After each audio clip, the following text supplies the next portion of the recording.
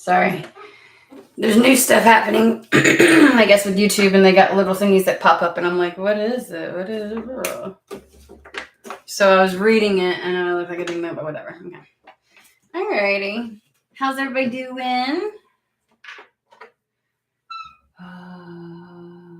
Hey, guys.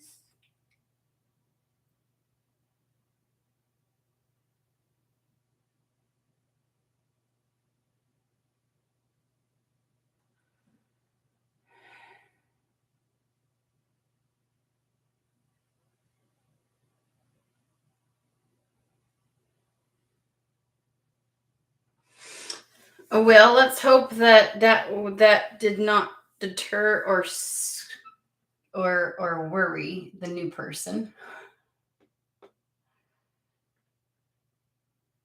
Yeah, it can happen, right? It's what we call spiritual bypassing. That's called spiritual bypassing. So today, guys, I feel like I too am going through a lot of releasing, but mine is through the power of menstruating.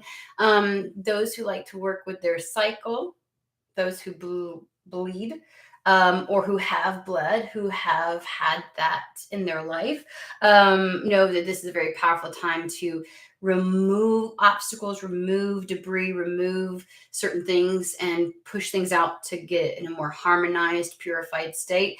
And so I always use that time of the month.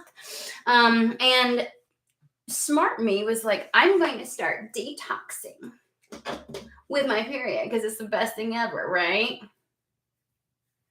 Because you all already know that, when someone's menstruating, there's already all kinds of hormones and stuff, right? And I've been managing well, might I say. I just started yesterday. But a lot of times when you detox, other things get released as well. And it's like all at once. And yesterday it was like, oh my gosh, with the headache. And I woke up just like, ooh, like drained. Like I had been doing something exhausting in my sleep or something. You know what I mean? And I was like, okay. I must have been doing some work. Of course I was. Duh, Shauna. This is what you set yourself up for. And then I was just like, I don't know. It just, you can see it on my face. Well, I guess with this lighting you can't. You see this? It looks way worse in person. Like I have a breakout all over my face. Okay. All over. It's been like TMI, guys. You come to my channel and we are very blunt and upfront. Like I need man-sized tampons. I'm like, good God. I just started and it's like, wow. And I was like, I'm just not in the mood. Like my child wanted to cuddle. I'm like, get off of me. It was just I wasn't horrible. I didn't cut anybody's throats. I didn't even yell. I didn't nothing like that. But it was just the energy of like, why do I feel like shit? Well, I don't know. You decided to detox with your period because that was so brilliant, Shauna. So while this may be great and wonderful for me, you get to deal with me in au natural because I don't give a shit what I look like or anything else. Okay. You lucky I showed up. I was like, I don't know, should I? There was a lot of prep work coming into this. But I feel also like this is a great time for me to channel some releasing or some moving on type of energy. And that's kind of where the title came from. Okay. So grab your coffee, your tea, your matcha. Because I feel like matcha is like the frou-frou tea. I'm just going to say, at least the way I make it. And so I always distinct. I know matcha is still tea. I get it, guys. I'm not stupid. But I'm just saying, okay? Or your lemon water. That sounds really great right now. Go heat up some lemon water because we already had a cup and a half of coffee already. Or your wine. I don't know. It's 5:00 somewhere, right? Okay. So get it. Let's settle in and go. I just feel like there's going to be not a like let's have a conversation, but almost like let's have a conversation. Like, okay, let's go there. Let's go there. There's a bit of sass to it. And there's a bit of like, it's like a two-way street, okay? So it was coming through is like, how could this have been maintained for so long? Like, like either it's a person, it's spirit, something that you're asking, and you're like, you feel like a charade was maintained to a certain degree. But in that, the question is also like being reflected at you. Like, how could I have believed or allowed this charade to go on for this long? Almost as if there were enough things for you to question whether it was real or not. And you're like, was it you lying to me or was it me lying to me? That's the way it feels. So it's almost like, how did these lies get maintained? Why? Why were these lies maintained? Why did this happen for so long? Why? Why? Right? So I kept it very general. It was like maintaining lies for so long because I feel like it's a little bit convoluted. It either could be because each person's in a different aspect of this, or because all of it's true. There could be a person that you feel like kept a charade. And the question I'm asking is, are we even sure that it was a lie? Like, is this something you're certain is a lie at this point? Or are you just believing it is because you no longer believe in it?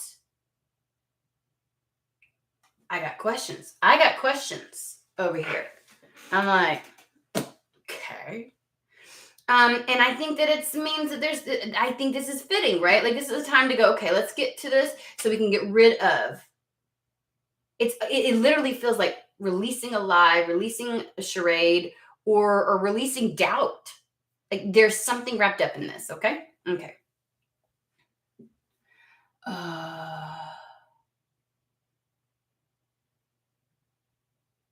David. Where are we at? I do, LP. I do feel a little more exceptionally raw and in my feminine. Like I feel like more susceptible, I will say, during my cycle. Like when I'm menstruating, I feel more susceptible to spiritual influence or energies. Let's just put it that way. We'll make it broad. But it is also a time where I also feel very connected to like my ancestry, to my spiritual team. My channeling can be, it's either I kind of like, it seems like a couple things can happen. I can either get really clear with my channeling, almost like it doesn't feel like it's being filtered through something, but yet it feels more like I'm immersed in and sitting with having a conversation. Because sometimes when I am channeling, it feels like it's being filtered through something, which I do request that my spiritual team act as a filter to make sure that certain energies, entities, and things like that don't come through as I'm being open. Because when you're open and receptive, right? And you can't get more open and receptive than when you are, other than doing the deed, and there's like an entrance into you. Like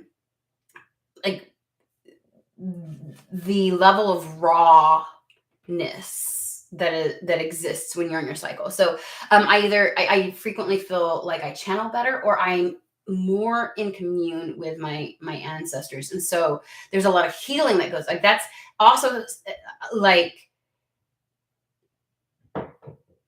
sometimes when I'm trying to go through a healing process, my human is very involved, right? Because that's a lot of the healing aspect, really, and a lot of that. But like, it's funny when I'm on my cycle, I feel more connected to,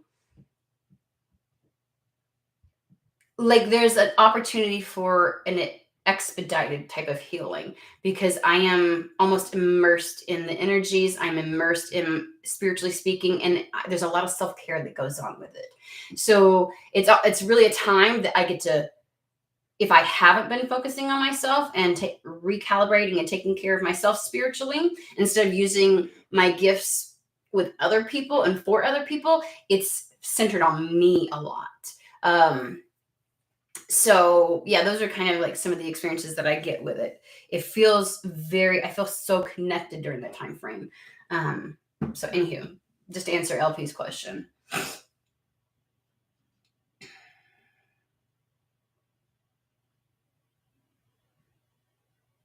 I love you, LP. Thank you. That was it.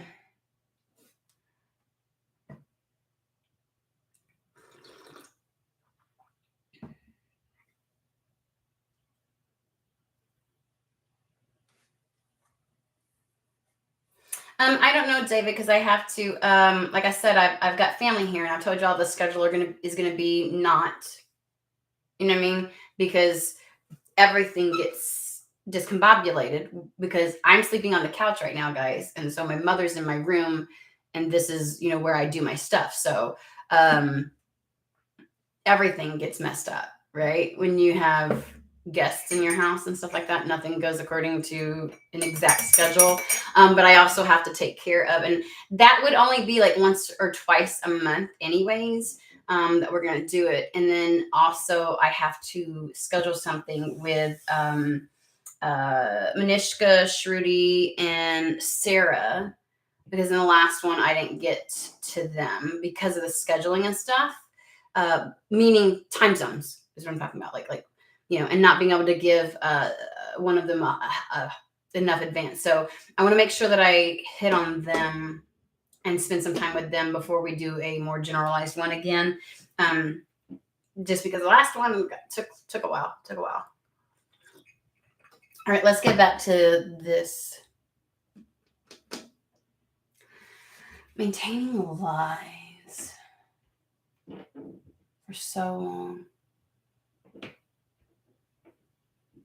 I just heard, how is that okay? Like, how is that okay?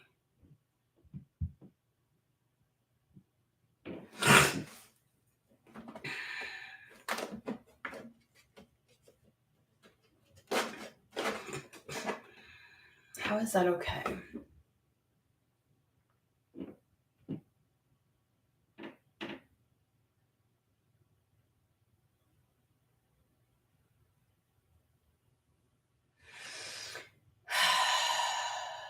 We're going to pull this one. This is the self-healing oracle. Let's see what it says. But I'm feeling drawn to a couple over here, so I assume that they might be tapping into all of the things that I just mentioned. So,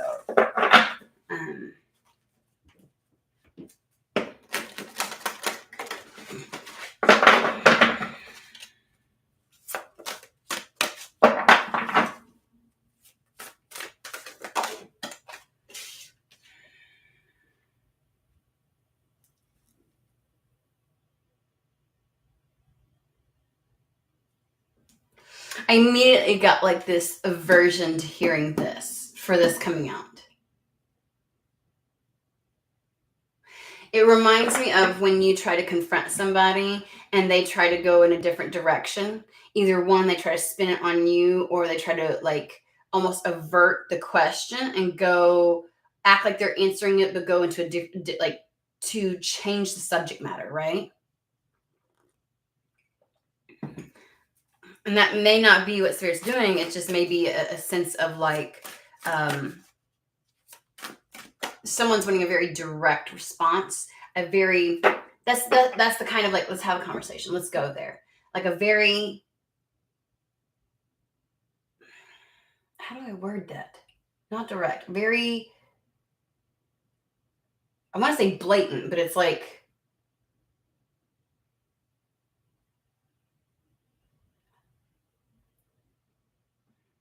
fuck me. Why is the word floating in my mouth and I can't say it? I'm like, I know there's a word for this. I can't find the word. Like, what is going on?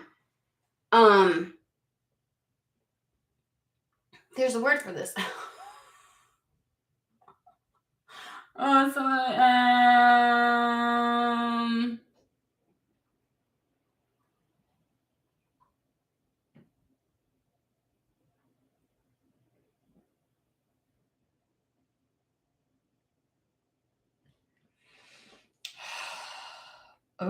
oh. Okay.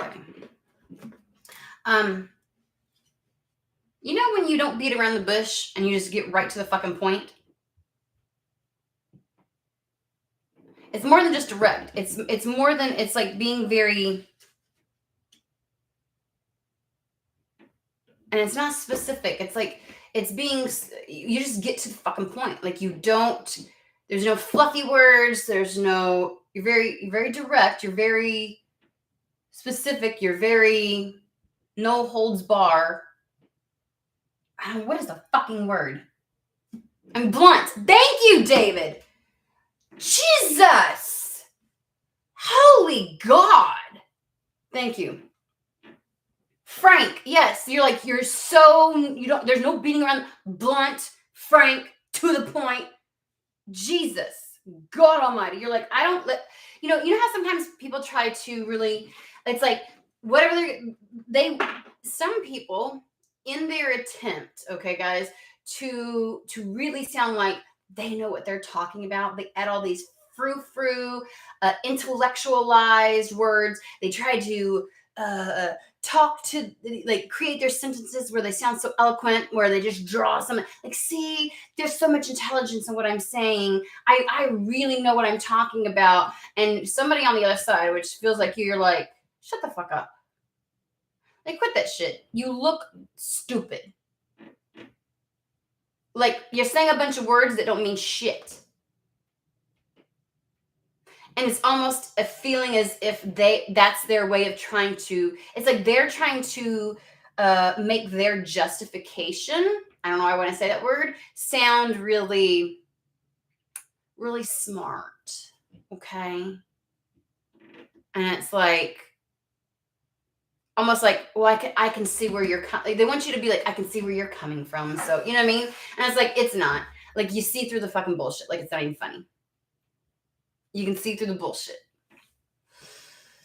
I don't know why it feels that way. The reason I said it is because as soon as we're asking, like, talking about the charade and talking about the lies and talking about the whatever, like, why has this been allowed to go on for this long? It's unleash your creativity. That's not even what we're fucking talking about.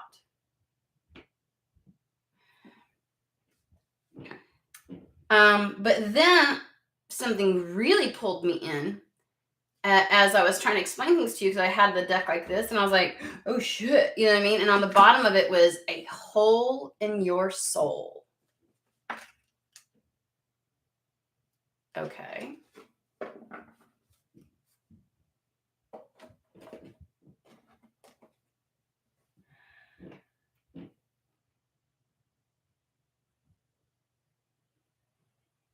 And I feel like we're going to go on a ride and we'll see how this is connected. But at this point, I'm like, how is this remotely relating to that shit that I just asked you? Wrong one. Be whipping out the wrong fucking books, y'all. Sorry. This is the Heal Yourself oracle cards kind of thing. I don't know why I want to read the hole in your soul first, but we're going to go there, okay? Really quick. I don't do a shit ton of reading from this book. It's not very in-depth.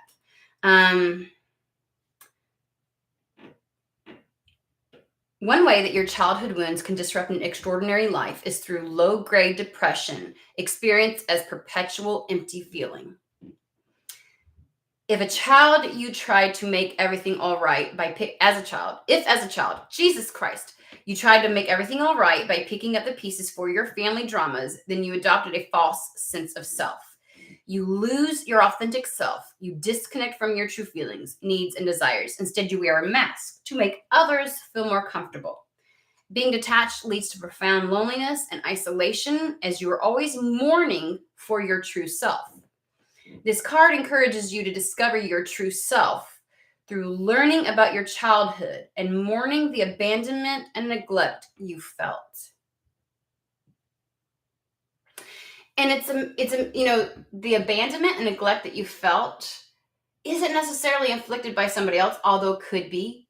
But let's talk about the abandonment and neglect that you felt as a result of you detaching from who you truly are, from turning your back on an aspect of yourself. We always talk about this. Do not, like, when you're trying to make a decision, right? And two truths sound really right for you. Do either of those require you to forsake a part of the self? Because that's what that is. That's exactly what that is. It is abandoning and neglecting your authentic self.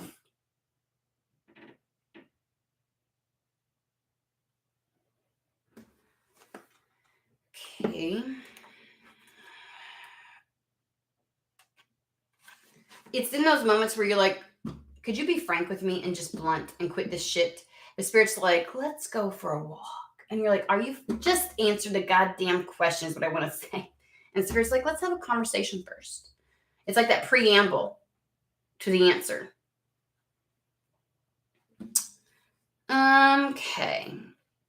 Unleash your creativity. Allow your imagination to roam without limits and access new ideas without judging them. It's time for you to be innovative and birth unique creations. If you're feeling stuck, get up and move, try new things, meet new people, read books, paint, do something.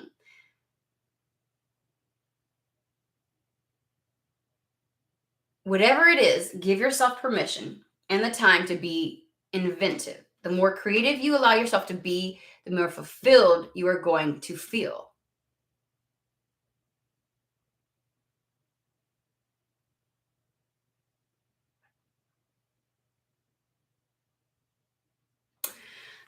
Well, we already knew and understood that. It literally almost as if they're saying, allow yourself to go places that you've never allowed yourself to go because you're experiencing some kind of emptiness in yourself. And I don't know, maybe there was a story that you believed in. I don't know why I'm saying story, but something that you believed in because it helped to feel like believing in that story allowed you to feel like, for some of you, allowed that hole to feel like it was filled up. When you're in this consistent, constant longing because something's missing, because you're so detached,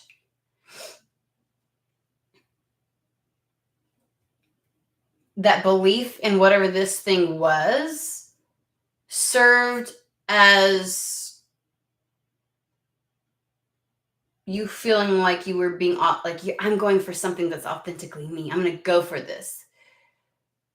It was a goal in the future. It was going for something or believing in something that was in place. Like it was.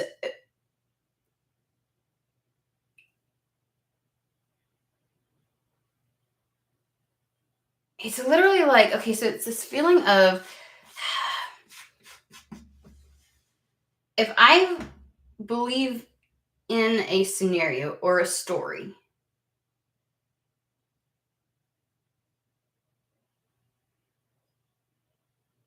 and I'm not necessarily getting, because I keep going, well, why was someone allowed to believe something that wasn't true? And it's not necessarily that it's untrue. If there's a goal, something that you've come to know about yourself, or something that you know is meant to come to pass, you are filling this hole, this detachment, with the knowing that something is meant for you. Let's revisit this hole in the soul versus never having to experience that emptiness or that hole in the soul because you're living your life every day. So it's in essence holding on to some type of future event or to some type of ideal whether true or not doesn't fucking matter. They're like, why were you holding on to that so much that gave you the sense of wholeness versus you living authentically as yourself every day? That's almost like it gives the energy of living for a future event and feeling satisfied and like you think catering your actions and decisions and things like that towards whatever that future event is you living authentically as yourself. But really, that's just you constantly living in a future timeline and not living in the moment as authentically yourself. And so, in this sense of if it doesn't come, then you are suddenly not fulfilled, you're not happy, you're detached, you're emotionless, you are lonely. And they're like, but had you been living in the moment this entire time, whether this thing came to pass or not, you'd be living your best life.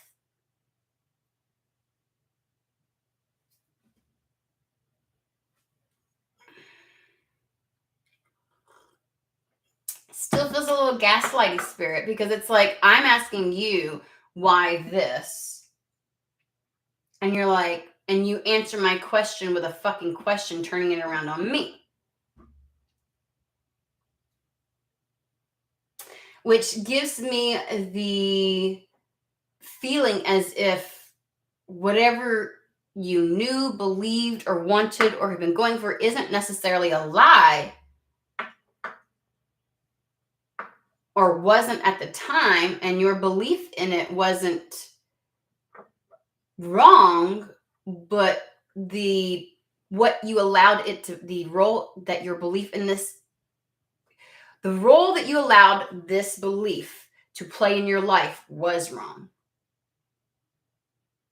Like you getting your sense of fulfillment, satisfaction, or like, you know what? I don't have to feel like I'm longing anymore because I know there's something great coming for me. But it was never right in the present moment, never currently with you.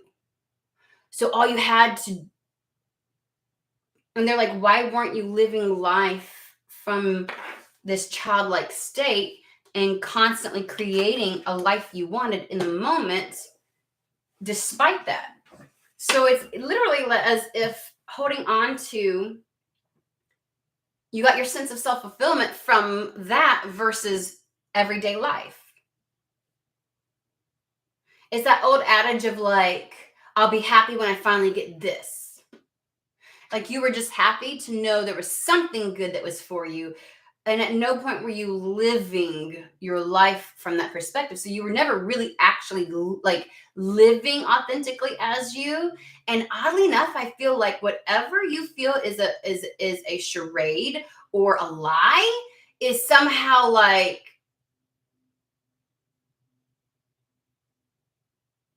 would have manifest as real in your life had you been living your life authentically as you in every moment.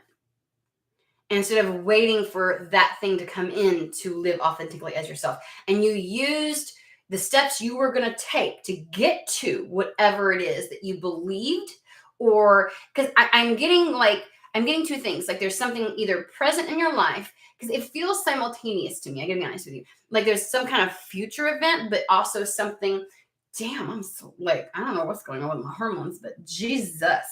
Um, anyways, but it's like it's happening also. Like how do you get real time confirmation of something where you think something is happening in real time, but it's also something that's happening in the future? You know what I'm saying? Like I would use any, like if it's a goal of a particular career field, you're like, I get synchronicities now, but the way that I think, like you were most excited about, like, so you kept, like, it's almost like I'm getting a sense that you're getting signs that make you feel very validating what you believe, like you think it's the truth, whatever it is, whether it's with a person or a path that you're going, a purpose, a job, like you're getting real-time things, but there's also something in the future that is like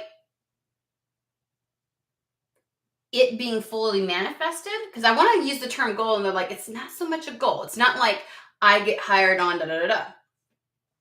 It is a state of existence that you're like, I know, like you and a person, living your life, building your foundation, building a family, like that's a whole process. That's a whole state of being, right? Versus just we got married on this date.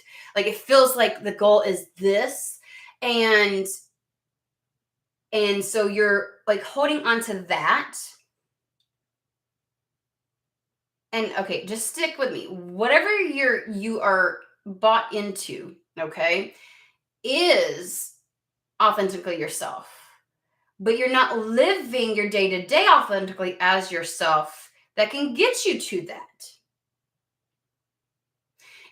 I'm getting the old adage of, enjoying the process to get there, and you're not, because you have a hole in your soul that is so used to the state of longing that you don't know how to not be longing for something, which then only causes detachment within yourself, but also attachment to something external to yourself, to a sense of like what something should look like. And so you're like, I want that. So I don't have it quite yet right now, but I'm doing me to get there. But you're really not. You're really not. You're not doing you and like seizing every day to be you, because your mind is always preoccupied about that. And so the only thing in your present that you actually pay attention to are the synchronicities that tell you. So in a sense, it's literally like, am I feeling good? It's needing that confirmation in your present, but also needing that to manifest to feel really good. So you're really not being yourself.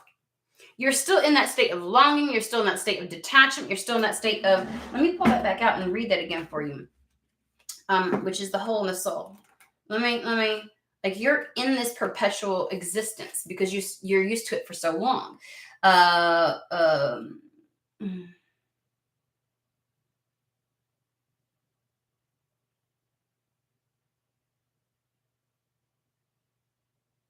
Being detached leads to profound loneliness and isolation, as you are always mourning for your true self, because you think your true self or your true experience or experiencing things as your true self is some kind of future event that you're trying to get to. And they're like, the only way to get there is if you do that now.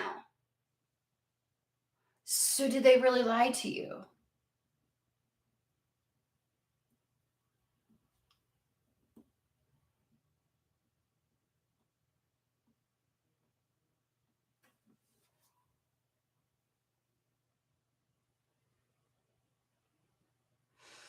You need to address this sense of abandonment and neglect, because you're literally just perpetuating that right now. The inner child doesn't want to wait for everything in life to get like this in this future event, this goal, this scenario, this energy. It wants to experience that shit every day, getting to that time frame, because that's the only way to get there, to create that. But I get the sense that there is the only moments that you feel like you're willing to allow your inner child to have fun, or your inner child to come out and create, is when you get those confirmations that you're making progress towards that. And if that were to stop, if at any moment that stops, you feel like you almost like shut that down, which then only elongates the process of getting there. And I feel like you're like, but I don't know how to do that in the process because I'm legitimately not happy now. And maybe there's something to because you don't know how to be happy in yourself because you're always used to performing. If you're always used to putting on a mask for other people, then you also have learned how to put on a mask for yourself. And it may feel uncomfortable to live every single day from this sense of creation and creativity and allowing yourself to enjoy, to have your inner child consistently present, because this, you feel oppressed in the moment because you haven't reached that sense. Like you're like, I can't fully let my inner child out because of this sense of oppression that I have. And they're like, this sense of oppression, while there could be things happening in your life that limit you and create barriers and things like that, this sense of oppression is really you oppressing your inner child. What would happen if you allowed your inner child to come out despite the things that were around you? To have that type of faith, to have that type of sense of wonder and possibility and playfulness and curious approach to every single day. Anybody else feel like they were way more innovative as a child? Like the shit you could come up with. Like if I have like a problem, I'm like, we need a da da da da da. My son can come up with some animated shit because he doesn't allow logic to create defined walls around him. He's like, we could da da da da, and you're like, what the fuck? I mean, shit. At least he's thinking outside the box. You allow yourself to stay in the box. They're saying, despite what circumstances are around you, you play a role in this sense of imprisonment that you're experiencing because you choose to maintain. It's like, instead of allowing your inner child to come out to create the situation you want, you will not allow your inner child to come out until the situation that you want is created.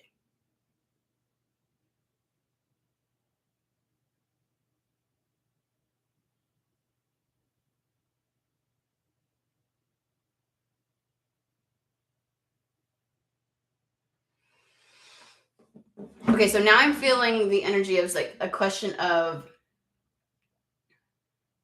I'm gonna articulate this. Why is it all on my shoulders then?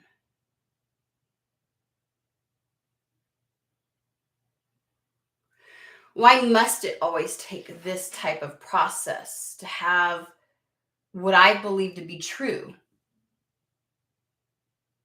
be true? If you're in a current relationship,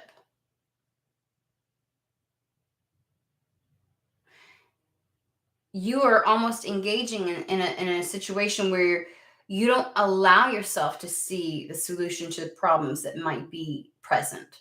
You don't allow yourself to go to believe in the possibilities, to approach things from a hopeful place, to approach things from a fun-loving place.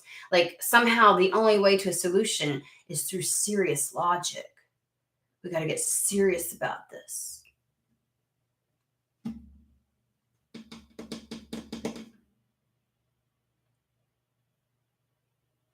But in that, you're keeping your inner child in like a little jail cell. And your inner child is really what helps you to connect with others, right? Like that's how we connect at a soul level. It's our inner child connecting with someone else's inner child. So if you're in a relationship and this is a present moment and you're like, but I thought this relationship was going to be like this. And like, it can. And it's supposed to. But the only way you get to this with this relationship is if you let your fucking inner child out. And you're like, oh, fuck that shit. Protecting this bitch because God, that shit needs to show up first before I will trust this scenario.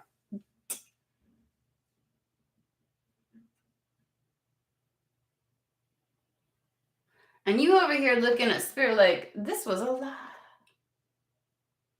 This was all a fucking lie. How would you let me believe this for so long? This dream or this relationship or I'm going to be successful one day. Bitch, when? Where? Why, spirit? Is not, you know what I mean? You might be looking at your partner going, you promised X, Y, and Z, and that, but I don't feel engaged with you. I don't feel like we're connected, where things are just getting worse. And it's like, what role do you play in this? I'm going to use one of my made up words, okay? You can't logicize your way out of everything. That creates more of a box.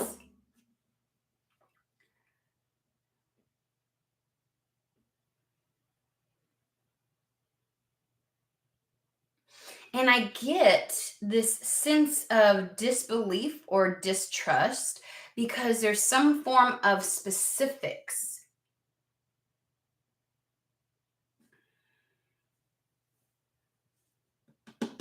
that you've allowed. Just like, if you're like in this type of an energy, I thought I could achieve this. Or maybe it's like the idea that there's a person for you. That there is someone that's going to be so equally yoked, and that is a part of your journey, right? And you're like, but spirit, why hasn't showed up? Has this just been a lie? And they're like, because the part of you that you will get you there, you have chained up in a tower like there's some fucking, you know what I mean?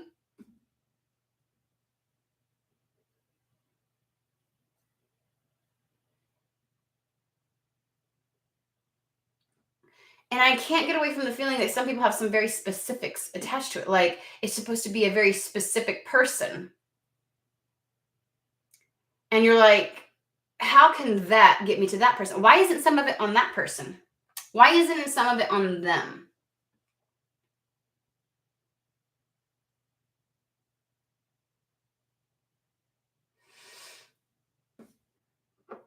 I think you believed either a specific goal, specific career, specific person, a specific location was for you. And you're like, you can't believe it now. And you don't see, again, still using logic, how your inner child is going to get you to that. Because it should be a two-way street, right? Like you don't even see where this has been coming to meet you halfway. Like, why is it all on me to get me there? So you're still not trusting this response that's coming in.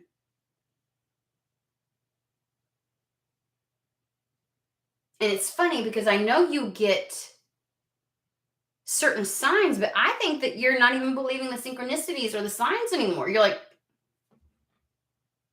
oh, it reminds me of the boy who, remember we had a reading where it was like the boy who cried wolf.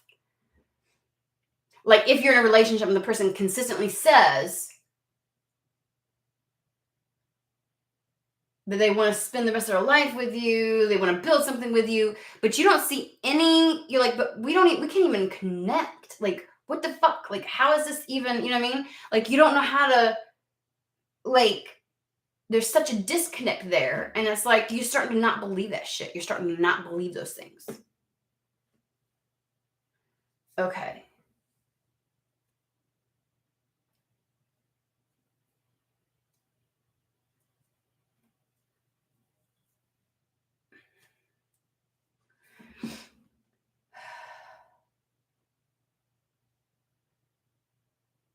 Like, maybe it would have been easier if you didn't have any specifics attached to this space you thought you were going to go to. Like, maybe it would have been better if you knew you were just going to go into tech versus this very specific field, because then you wouldn't be attached to a very, like, looking a certain way. Sometimes when we get attached to something very specific, we don't like or trust the process that gets us there, because it may not look anything like that. It may not look like it's taking us to that very specific. But when we release that attachment and it's more like, oh, it's this broad thing, it's like, oh, well, let's just go for the ride then. Let's just go. Somehow we'll get to it. We'll get there one day. But there's some attachment to something very specific where you're like, and I think that's where you feel like the lie is. Like, why did you allow me to believe this specific thing? It could be, let's use a relationship. It could be you and a person in a relationship and you're like, you say you want to marry me, like you want this commitment, and I see nothing getting us any closer to that. You know what I mean? Or like a specific career field, or again, a specific location. Like you're just supposed to live off of these crumbs of synchronicities to like what? Like, why did you allow me to believe this specific thing then? And I think that's where you're like, what, did I lie to myself? Did I create this in my head? Okay, so let's talk about the specific thing then, spirit. Like, what the fuck? Like, I feel like you would have felt more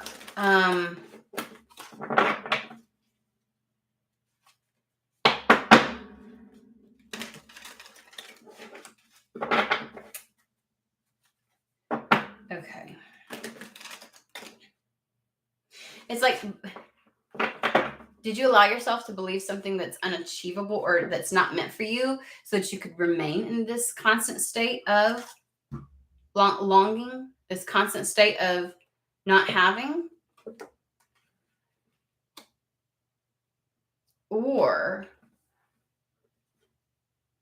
are you just so wrapped up in and used to abandoning the self, your true self, that you can't even recognize that that's what you're doing in this moment and that that's the thing that's keeping you from that very specific thing? See, you were never allowed to operate as who you truly were in your day to day. Like, I feel like if you ever were, it was like sporadic moments here and there where you got to feel free, but then you had to get back in line, right? With your little mask and how you're supposed to behave and how you're supposed to do things. And like, there was never just free range, so to speak, right? And so, or even enough of those events for you to really integrate that into your day to day. This is very energetic, guys. And so you only know how to whip out your inner child in the moments. You don't know how to just live from that in perpetuity. Always.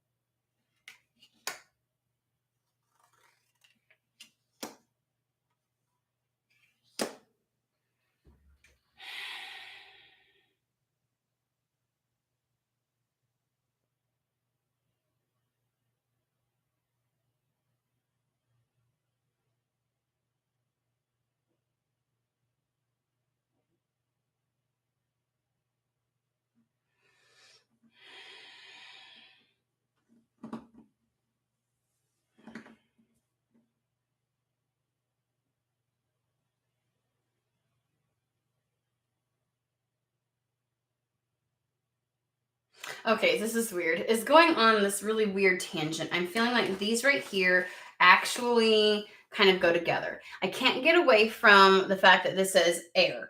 Like there's something about the air element, the mind, right? It says seek a union of mind and spirit. It is, your level of disbelief because of the way that it's unfolding. You have a lack of trust in the fact that you feel like your inner child is meant to just come out in moments and when it's safe, or moments when it's, like now's the time, like, I've reached something, so now's the time to live as this, or now she gets to be free. And it's like, no, he gets to be free now, right? And the only thing that's restricting you is the mind. Because I literally kept going, what is this with the air element? Like, what are you trying to say? And they were like, free your mind and the rest will follow. It's that song. You're colorblind. Don't be so shallow. In vogue, y'all. In case you don't know, that's in vogue from back in the day. I'm dating myself. In vogue. Free your mind and the rest will follow.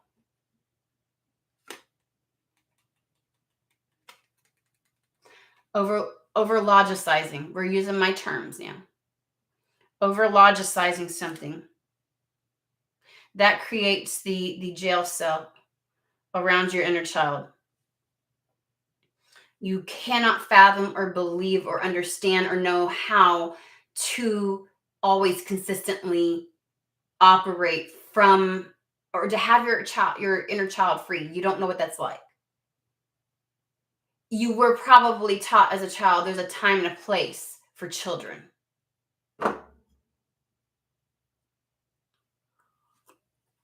I'm at fault for this. There's moments where it's like literally like my child being a child is like, okay, this is not the time or place. Like, dude, seriously, you need to stop this, okay?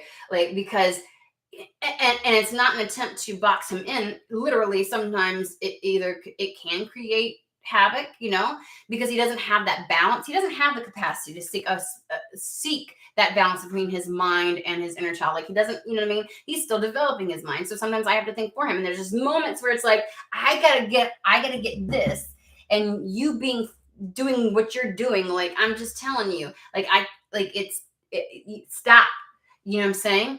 And so inadvertently, now I would say there was an overboard. If you really learned to operate to please others as you were growing up so consistently that was your MO, your personality, was to fit in. Now that's definitely something for a lot of neurodivergence.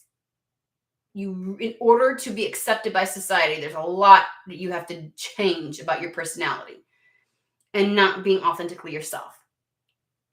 The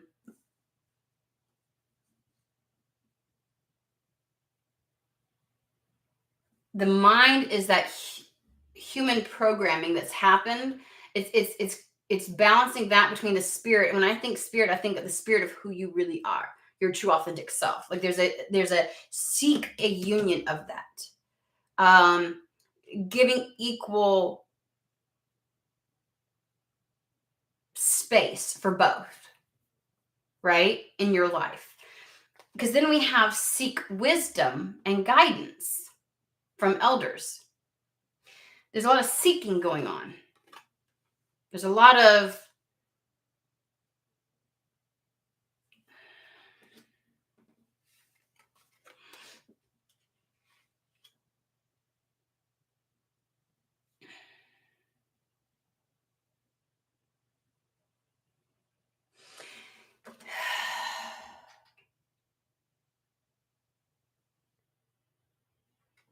without a lot of cards, they're really pulling me into a lot of energies today.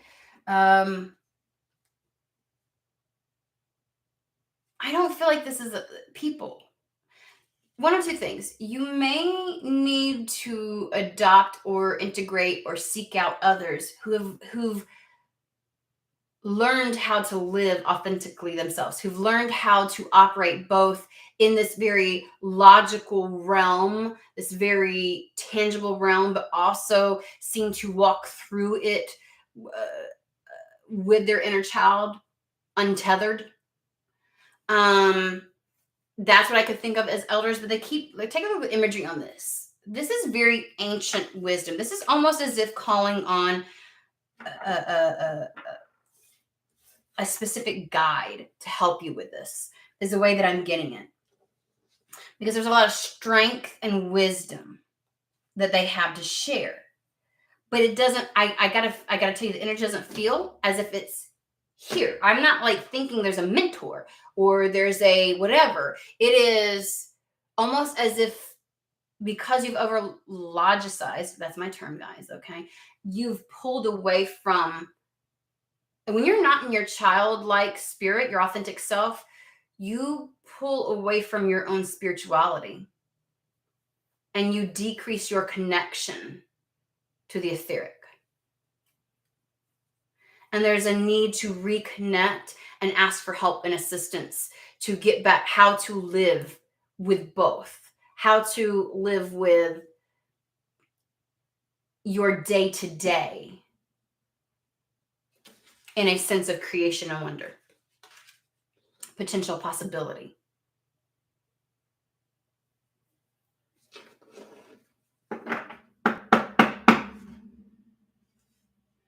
Because I feel like there's a sense of closing off of your heart in regards to this because of this situation. This is a very thick, dense, moody, slow energy. That's why I keep like, it's like somebody's constipated. I'm just saying. This is called constipated fucking energy for me because I am literally like pushing through and I can feel it but my ability to express it seems bogged down. Whoever this is, your energy is exceptionally bogged down. It is tamed, they just said. It is fenced in.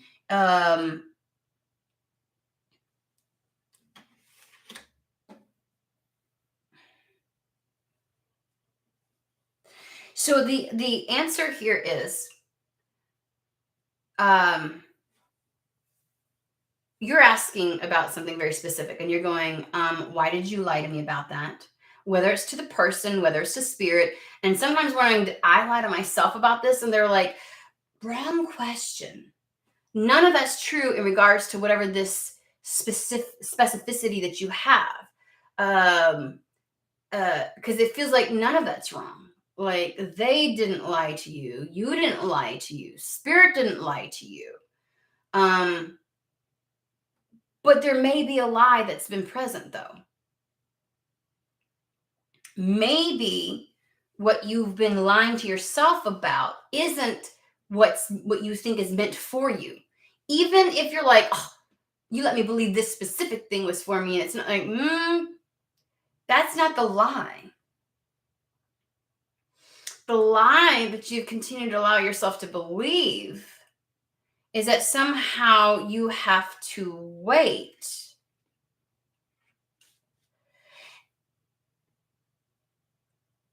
That the moment has to be safe. Or that you have to have what it is that you want before your inner child can come out. And they're saying your inner child should always be out, like no matter what the fuck's going on. Because 9 times out of 10, they got a solution for shit. And maybe the reason you've been stuck is because you've shoved them down. It's not a safe scenario for you yet. Wait until it's your turn. It's always their fucking turn. What the fuck are you talking about? Okay.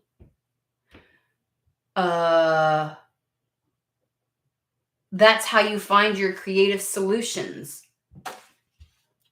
That's how you think outside of the box.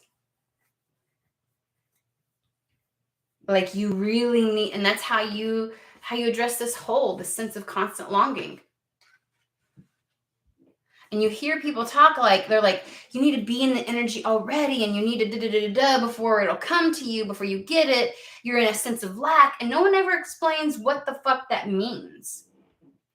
Do you know how many different energies of lack there is? How the fuck are you supposed to, like, you're just thinking you're in lack in totality and you're not, because you can find yourself in other areas where you're like, well, I don't have an energy of lack about this. And I feel abundant with this. And I feel, what lack is there? This. You want to know, you want to get real specific about what the fuck's going on and what you're lying to yourself about and where your lack is. It's your inner child. Your inner child is your expression of your truest self. Uninhibited.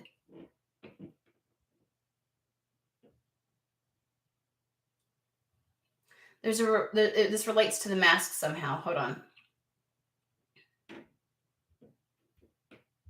So see how you're looking for the right moments to let your inner child out?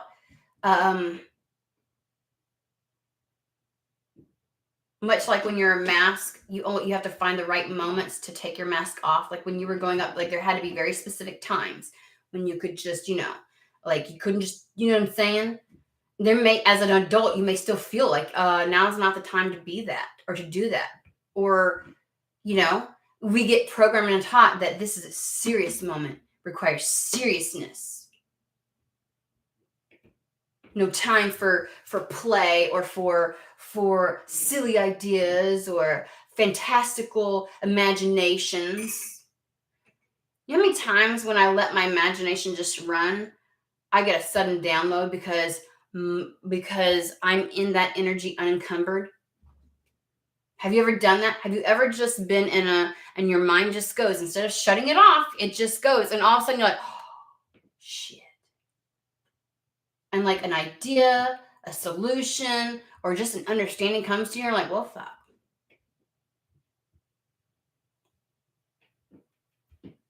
Because you were in a state of allowance. Ooh, that was a reading one time. You need to be in the state of allowance.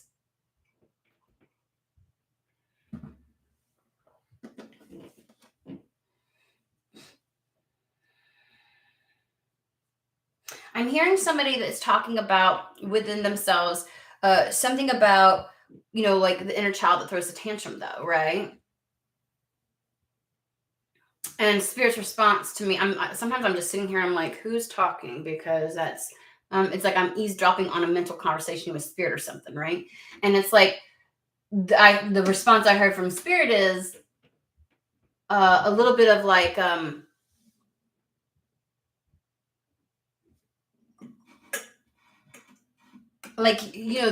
this idea and notion that your inner child throws a tantrum when it doesn't get its way.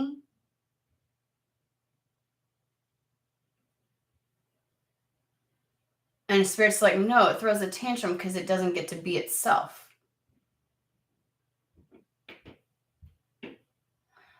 And okay, I get it. So here's the thing.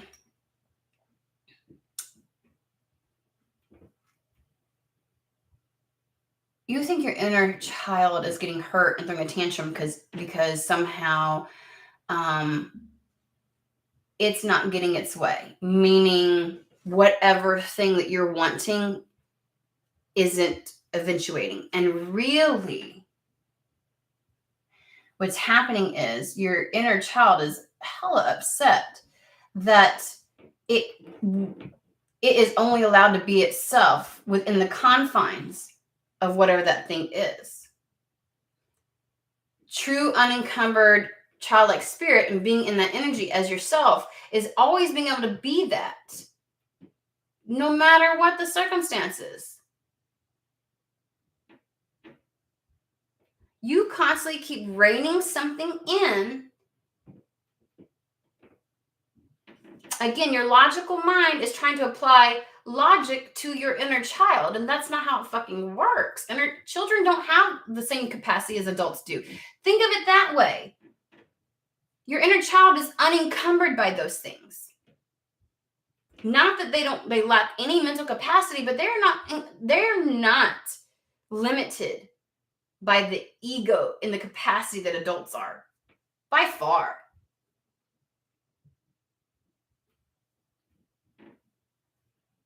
Your inner child didn't throw a fit because whatever thing isn't any closer. Your inner child is throwing a fit because as soon as you recognize that thing wasn't any closer, you put limits on it. And you're not allowing your inner child to constantly be present in every moment and authentically itself. And you can't seem to figure out, you are telling yourself you don't think that that's what's happening. You're telling yourself you're not limiting your inner child, and the fuck, yes, you are. Yes, you are. Even in moments where you're just like, I feel like you even stop yourself from being happy sometimes. Like if you have a moment where you're like, you start to not worry about the bills and you start to not worry about X, Y, and Z and things like that, you're like, you will rein yourself the fuck back in. Oh, you better be worried. That's like 2 days away. That's like da-da-da. And it's like, Jesus Christ. Holy shit.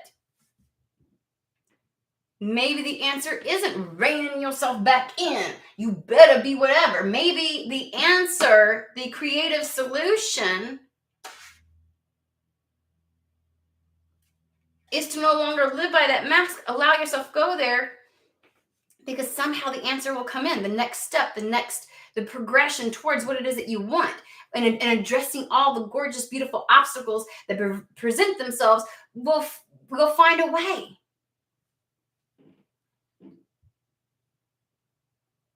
I think it feels like you've gotten to the point where you're like, you're so distrusting of it. You're like, let me see the steps. Because if these steps don't happen exactly like this, I'm gonna know it's bullshit. Which will completely take you out of the experience. And that's the whole fucking point. Because when you ain't living with your inner child unencumbered, you ain't living. You're not experiencing shit. The whole point of being unencumbered is to be in the fucking moment and feel everything as it's happening. The wonder, the disgust, the first time you try a fucking Brussels sprout. Bleh. It's all of it.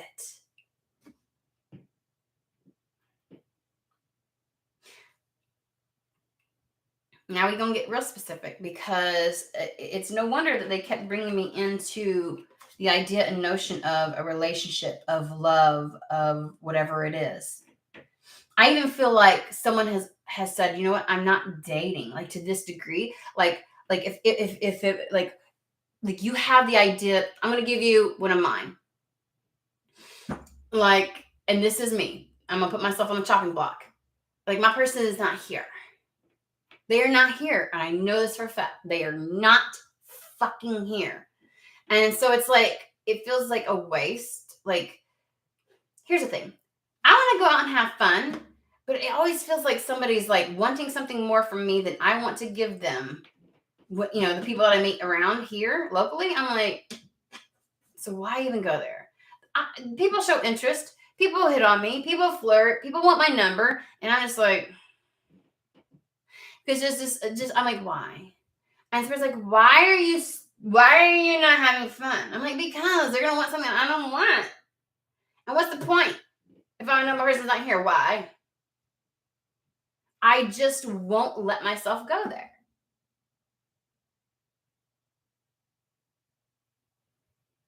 What if one of those people introduces me to another group of people, who then introduce me to a career path, that then puts me in a job, that then has me travel, that then when I travel, I meet somebody? Like, what the fuck? The chain of events that need to occur. Like, just by being, allowing yourself. Like, let's think of it that way. But I'm like, ugh. Like, I won't allow myself to go there and have fun, because I'm like, wow. I logicize it to death. I'm like, oh, there's so many reasons not to. And it's like, you're not even thinking of all the reasons too. Jesus, woman. Because we have love and seduction. True love and fidelity and passion and romance await.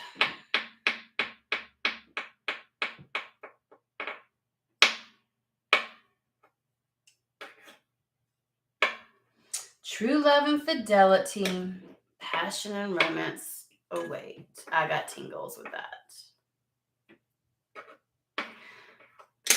I'm gonna be honest. They just gave me that example. Like, I don't know how it came through, how it came up. I ain't never thought of that. It's real hard to get beyond that feeling of like, ugh, no. Like, I would need them to be like, we are just friends. We're just hanging out as friends. I'm like, okay, cool. But, like, I don't know, like,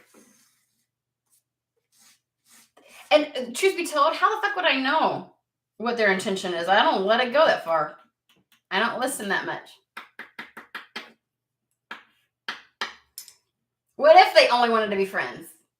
But they wanted to go out and have a blast, right? What the fuck, y'all? I wouldn't even know, because I'd be like, no, thank you. Thanks, Spirit, for calling me out. Appreciate that shit. Okay. I don't necessarily, this is definitely somebody else, so, because I keep hearing other people's thoughts and conversations of Spirit, so I know this is somebody else. but I mean, nothing like getting called out in the middle of a fucking read. Like, that never crossed my mind about, like, you won't even go out. I'm like, Because I always have the excuse, like, why? Why would I? Like, I've already made up my mind. It's not going to be fun. It's not going to be enjoyable. It's a waste of my time. I logicized it to death. Meanwhile, my inner child gets to sit on the fucking couch all the damn time. Yay. So I do feel like for somebody, this is the problem. This is the issue that you're experiencing, and it is creating difficulties and stopping you from finding this.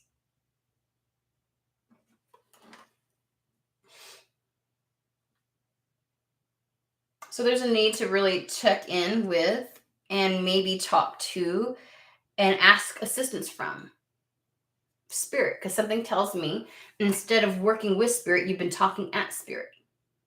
You've been in that very logical mindset, right? Like, why this and why this and why have I been able to believe this and why haven't you done this? If you're in an actual relationship, well, no shit. You don't feel like you're experiencing love, romance, or passion, do you? Because of this.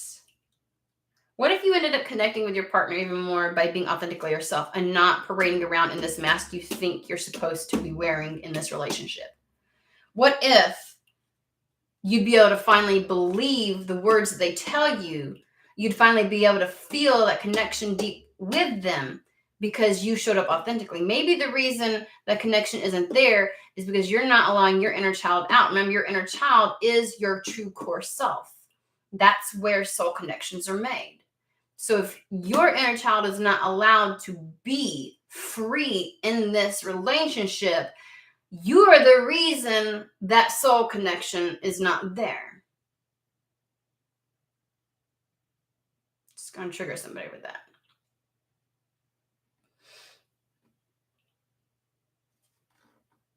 And when you authentically are yourself and you allow your inner child out and you quit abandoning and forsaking a part of yourself, and that soul connection still isn't there, well, then now you have the fucking truth, don't you?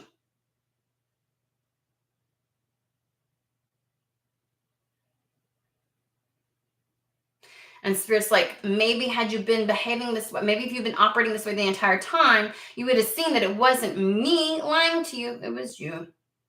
Like, the truth was right in front of you the entire time, but you would not allow yourself to go there to get it.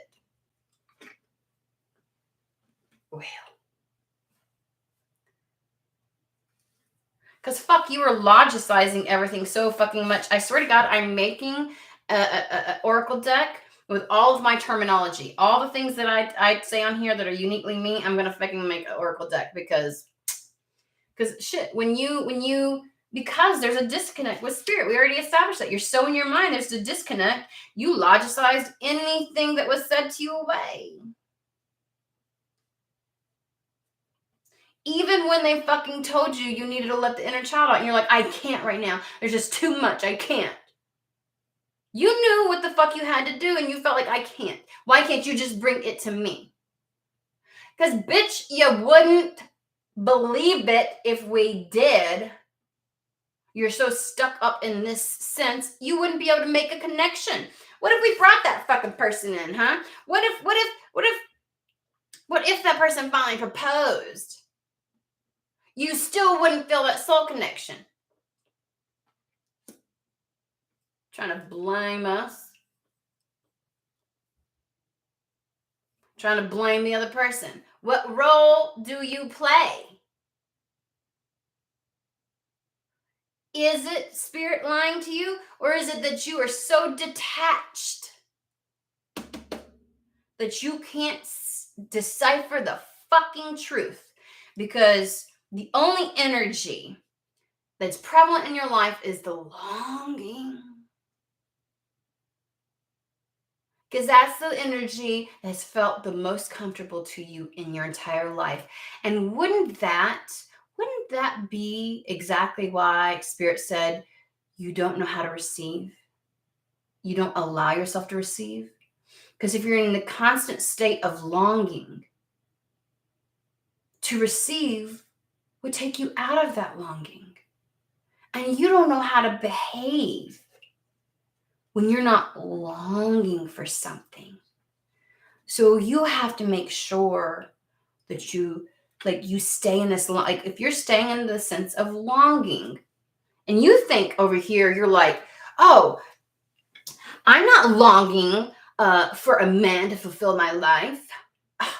No, you're not longing for anything, but the only thing, here's the thing, you're not, it's so funny. We keep talking about specifics and they're like, but you're not actually longing for something specific.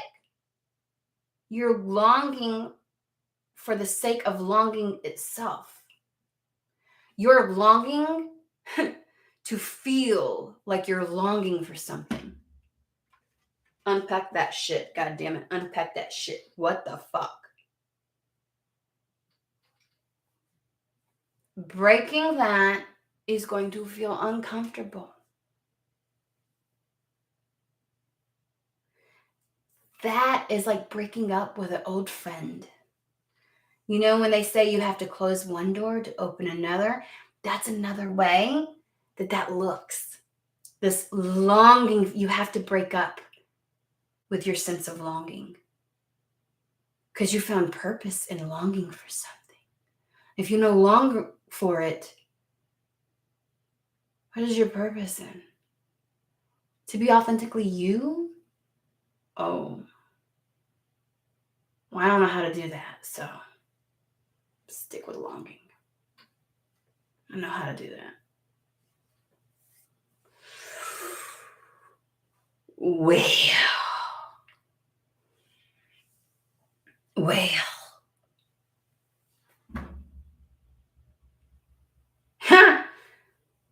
To receive, you have to break up with this incessant need to long for something. And I know it's the only energy you've been used to for pretty much your entire fucking life. But that's what you have to release. Longing for the sake of longing.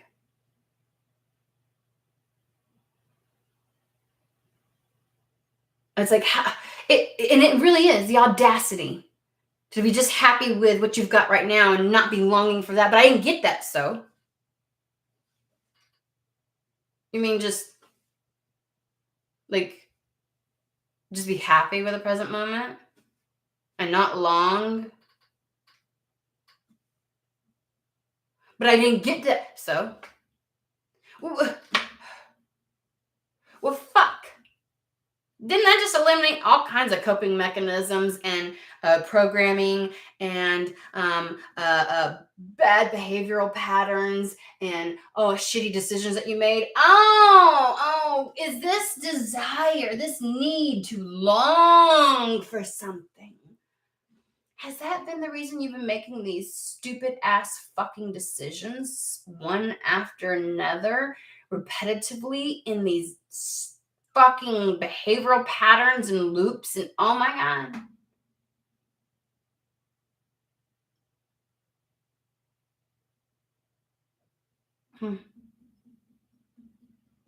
So you mean when people do the law of attraction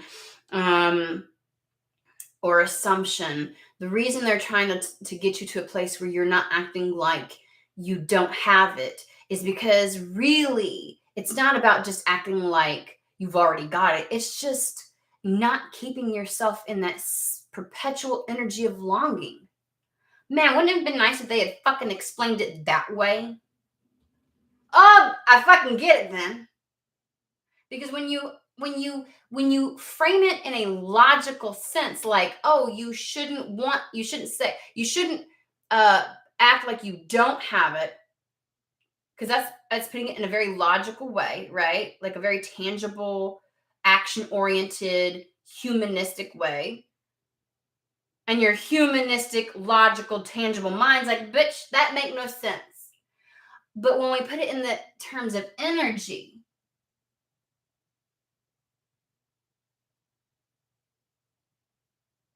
like I'm so used to funneling everything I've got into feeling like I always want and long for something. And how many times has that thing that you've longed or wanted for changed in your life, but not that feeling, right? Hence the loop.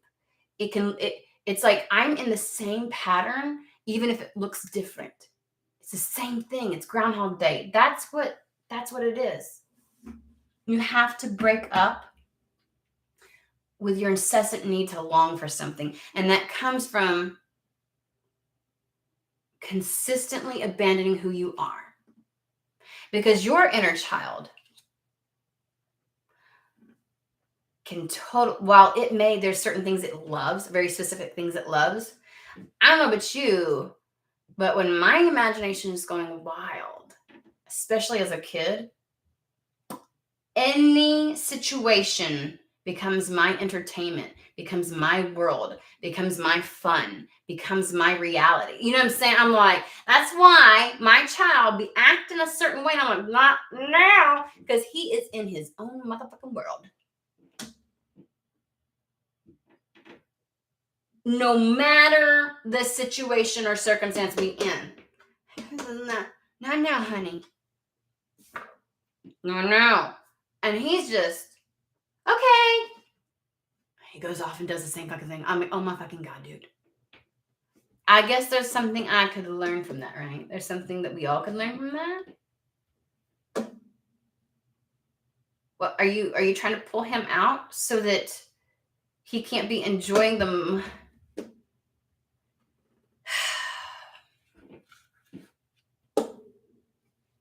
I can tell you this. There have been times that I'm like, I just wish my child could entertain himself, because for the longest time he would always expect someone else to do it for him. But then when he's entertaining himself, he would be so fucking loud and disruptive to everybody else around him. Then it's like, please stop. And it's like, but this is exactly what you wanted for him, Shauna. Why? Like, damn, like him needing you to entertain him so that he can not feel isolated or alone, or so that he can pass the time by. That's wrong. But then him entertaining himself is wrong. Like, what puppetry, you know? And I know it has a lot to do with being in a very small space, right? But let's think about this, right? I could use that scenario. Like,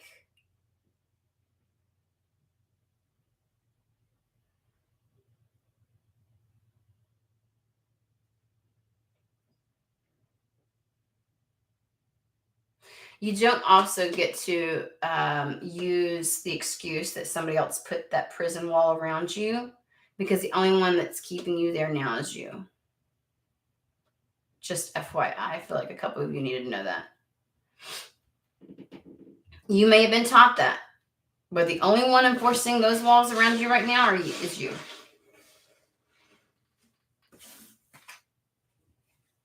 Well, there is a lot there.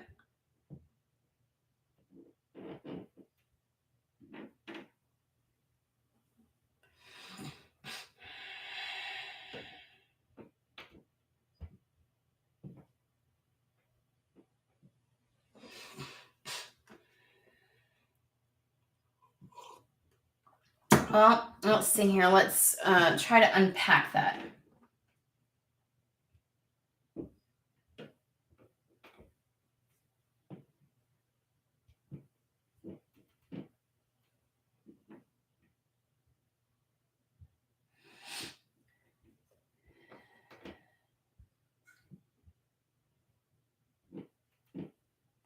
So it says, spirit can always block off what's not meant for you, which always seems to be everything, including peace and sanity, but they fail to influence your life in a positive and progressive manner.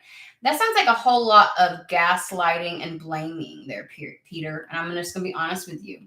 What fucking role do you play in that? Why is it always on spirit?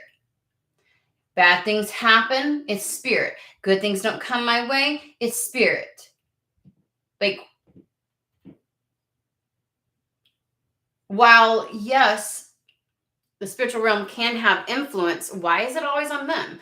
And this is a question I ask people. I'm like, should spirit wipe your ass too? Is that what you want?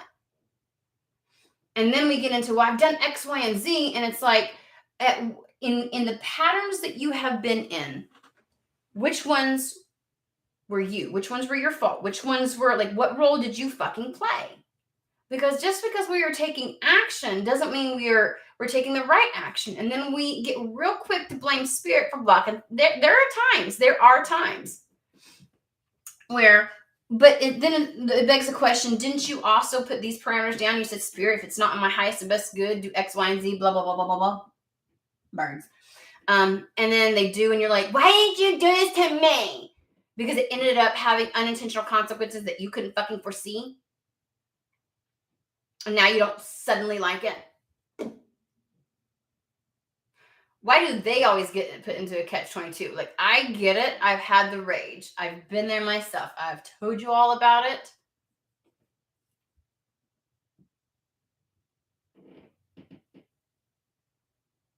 But also, is it always spirit when things are blocked off? Or did you play a factor in that as well?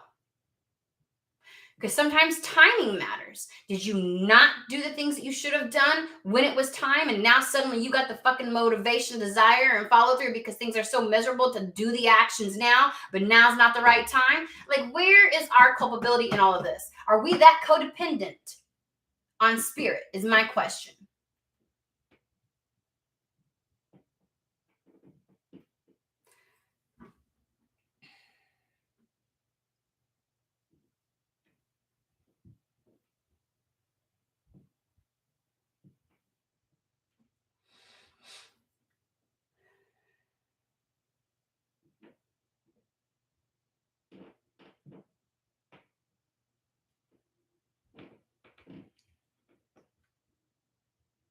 So, and then Peter, you go to say, they say take control. Then when you do, they say let go and receive. And the question begs itself with that. Let's just dissect that. When they say take control, are you really taking control, or are you just doing whatever to give you a sense of control?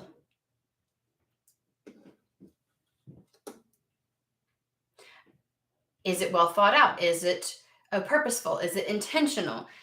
Are you having a mastery over your own internal realm when you're taking action? Are you thinking about the direction in which you're taking action towards? Sometimes taking the lead in your life is all about self-accountability. So when they tell you to take control back, or when they tell you to take the lead in your life, they could be referencing, like, you need to get your shit back together because that is your job. Nobody else's. We can't do that for you.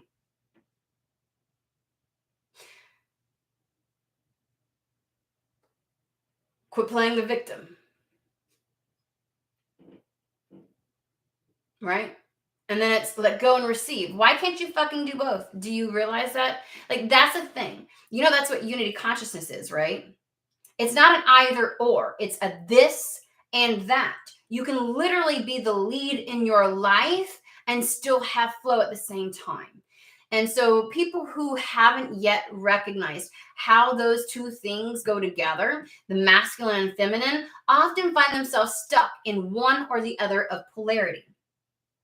And if you find yourself doing that and experiencing things in that manner, where it's like a this or a that, a this or a that, you haven't come to the realization it's this and that.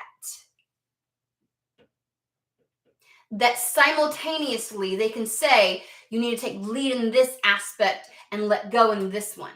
It's not I just take total control and then I've got to let go and receive. And it's like, there's a level of nuance and mastery that has to happen here.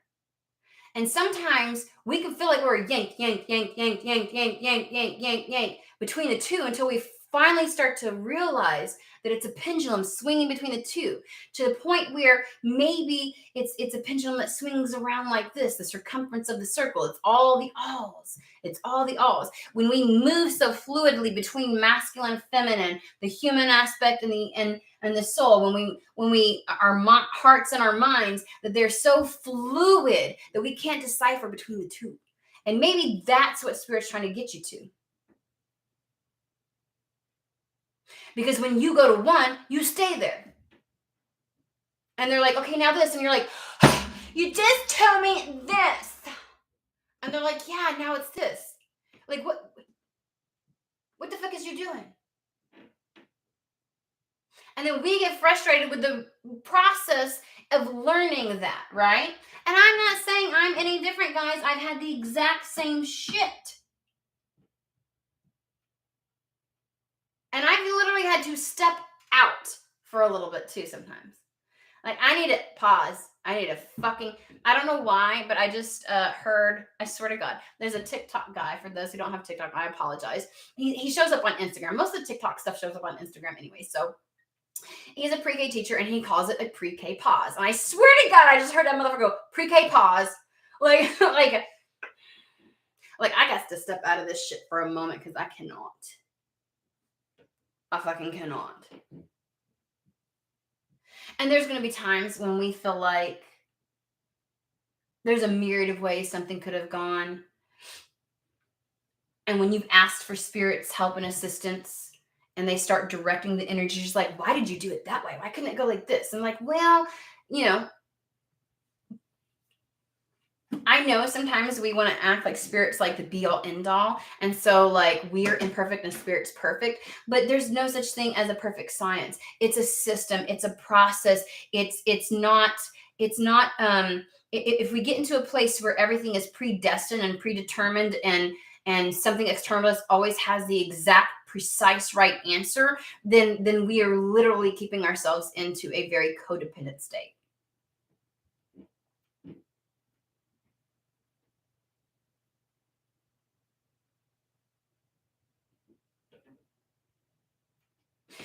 It's like disagreeing with the idea and notion. Like there's been times where I'm like, I feel like Spirit should be helping me with this, and Spirit's like, you need to deal with this. Somebody put a dent in my desk. Can I manage to disagree with Spirit on something and still work with them? The duality.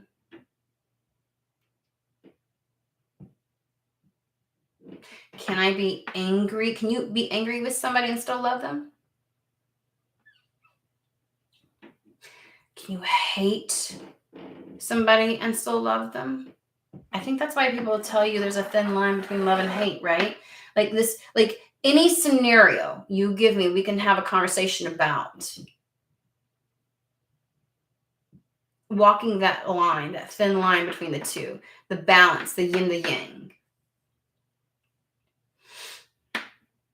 And maybe you're just sick of the process, because our humans are really rooted in liking the routine of things and not liking things up in the air. And so when Spirit's like this, then that, then this, and you're like, what the fuck? Pick one. And they're like, that's not how life works.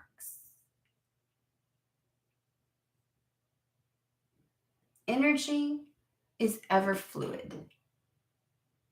Do you want to be a part of the matrix? Or do you want to be a part, or do you want to live beyond it?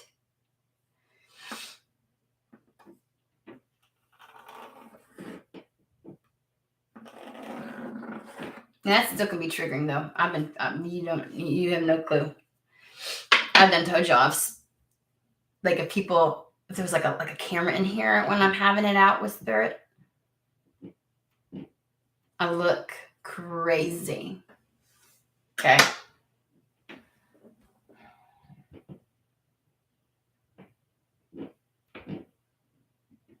Oh, it can be difficult, guys.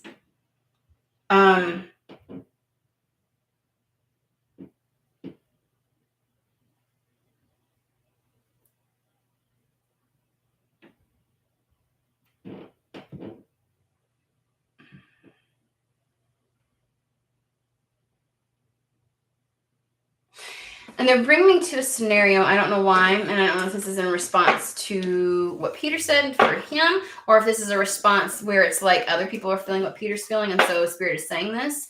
You know how I said sometimes I have to do the pre-K pause, like, oh, what is his name? I'm gonna have to like bring it up next time so y'all can watch him.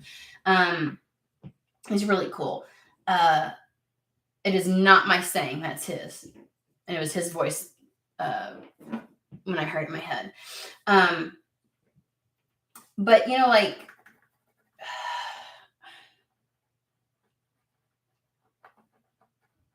sometimes we can want a certain something, and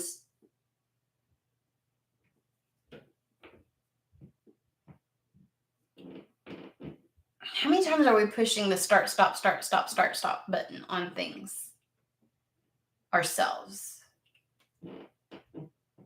Because we are so rooted in being in one or the other and not being fluid within ourselves. How many times do we close the door on the opportunities that are meant to present themselves to us? How many times does something slip past us because we dig our heels in?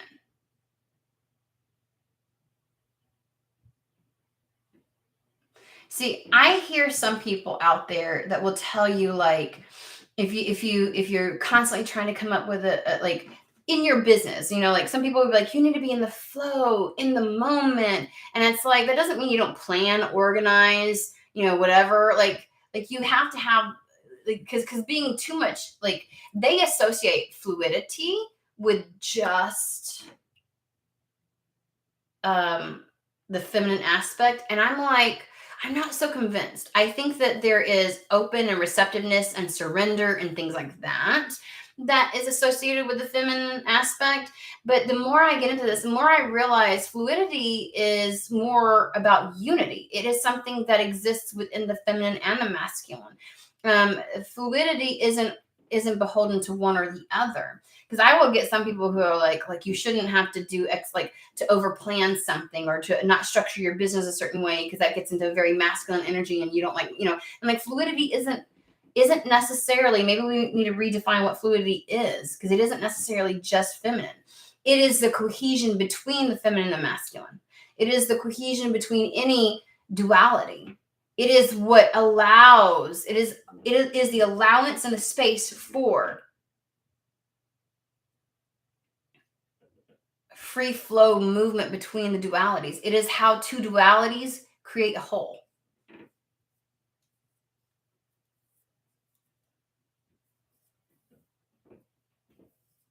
And when there are external factors that come into play, sometimes we want to place the blame, right, on spirit for those external factors that are creating, right? Like, you could remove this.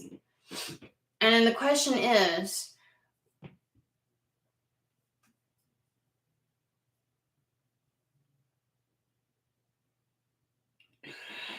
let's say there's a person, okay, that is, and I'm getting back to my original point. Let's say that there are people, places, things that are intentionally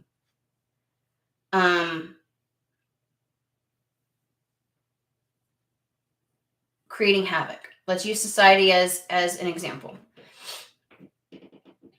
Sometimes we think, well, we just need some kind of totalitarian response where we remove the capacity for any of these people to do X, Y, and Z. And while we want our laws and rules to reflect an inclusivity, a love or a respect of all, to do so wouldn't necessarily, you know, like, to do so without, to just, you know, that could be reflected on both sides. Like, that could be reflected in from multitude of perspectives. To take that approach solely without worrying about the change at the grassroots level that needs to happen, because if we create laws, right, to dictate our perspective, and just like, you know, instead of having to tolerate people and wait for them to change and everything else like that, we're just going to do this. That would be like spirit coming and going, I'm going to wipe this out, right? I'm just going to wipe this out. What ramifications are we achieving what we think we're achieving, and what ramifications will be down the road? Because laws don't stop people, right, from necessarily doing something. They're just a response to that. And to a certain degree, they can create a deterrence. But sometimes when we push something underground or under radar, it has the chance to grow like an internal wound that festers.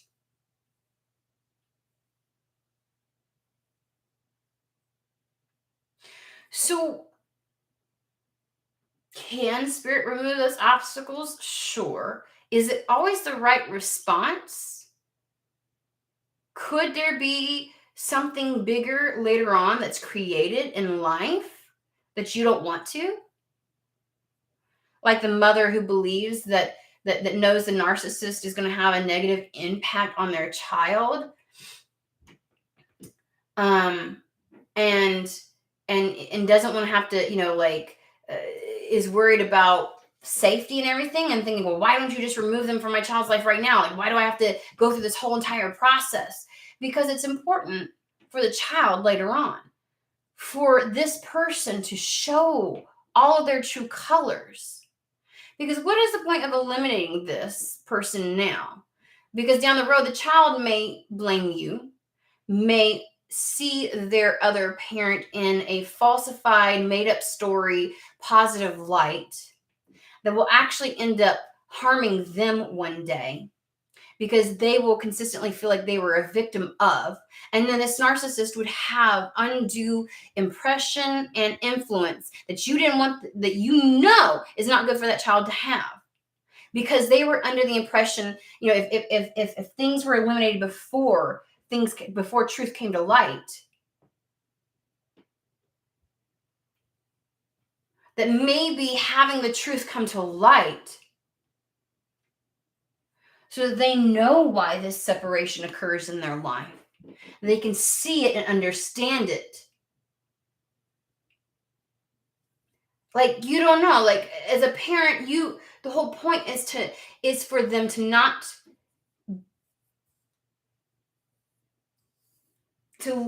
not be under this vile negative influence. And maybe the path that you think is the way to create that is not the one. And you're assuming that doesn't mean that the spirit's not going to protect a child. That doesn't mean that protection isn't in place. And I will give you an example. Like, I felt like there was a period of time where I was like, my first son's father was not appropriate for him, and my child was going to get harmed. And I was like, how can this continue to be? And why are you giving him the opportunity? Like, he would use court as a way to try and gain leverage and to manipulate. He was a massive drug addict. He had a lot of shit going on in his life. He used people left and right, to including his dying brother, like, stole from him, it was fucking horrific. And I was like, how are you letting this happen? The courts fell for it for a period of time. Like, they were like, oh, he's just misunderstood. They told me that he was, that because he was left-brained, first she quoted the wrong thing, but that he can come across as aggressive. I could see why you're afraid of him, because he can come across. Bitch, no, because there's a reason to be afraid of him. What the fuck? Talk about victim blaming. It wasn't even funny.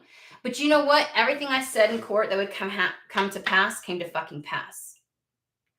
You know what else happened? That judge's ruling on keeping him involved at a rate that wasn't even remotely appropriate got overruled. It went to a higher court, and they was like, no. And on top of that, during that course of time frame, when I was having to appeal the decisions and everything, every fucking truth came out. Because before, it looked like it was a he said, she said thing. I had some proof, but it wasn't substantial. So while things were playing out in court, and I thought that I was things were being shitty. And I was like, why is my son being subjected to this shit? Everything that motherfucker stood for came out in the open. And in the end, I was given sole custody. And his shitty ways took him on a path that took him out of his son's life, where he couldn't create the havoc and chaos that he was before that. This is the same man that said he didn't have ADHD. Same man that said that he didn't have asthma and took him off all his medications. Same man that tried to take away any ability for his son to have success in fucking school, because no son of mine's going to be diagnosed with this. And then when his son goes to him and tries to say, I think I might have autism, he's like, well, you didn't get that from me. What a way to show your red flag still, motherfucker. But don't worry, because you're only creating the divide between you and him. As if there's something wrong with being diagnosed with autism. Fucking asshole. I'm just telling you, sometimes that shit has to play out for a fucking reason, because it's eliminating a bigger problem down the line. My son can think for himself, and he knows the truth. He knows how to decipher in this moment.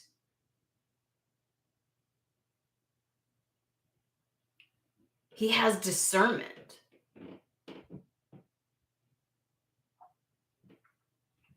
Can he wish that things had been able to go differently? Yes.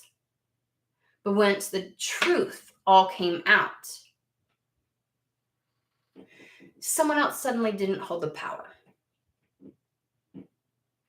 So maybe some of the events that are occurring that you think is fucked up, that's allowed to happen, is meant to happen to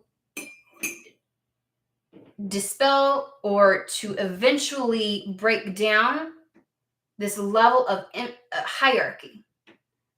What if you had gotten away from that family member 2 years ago?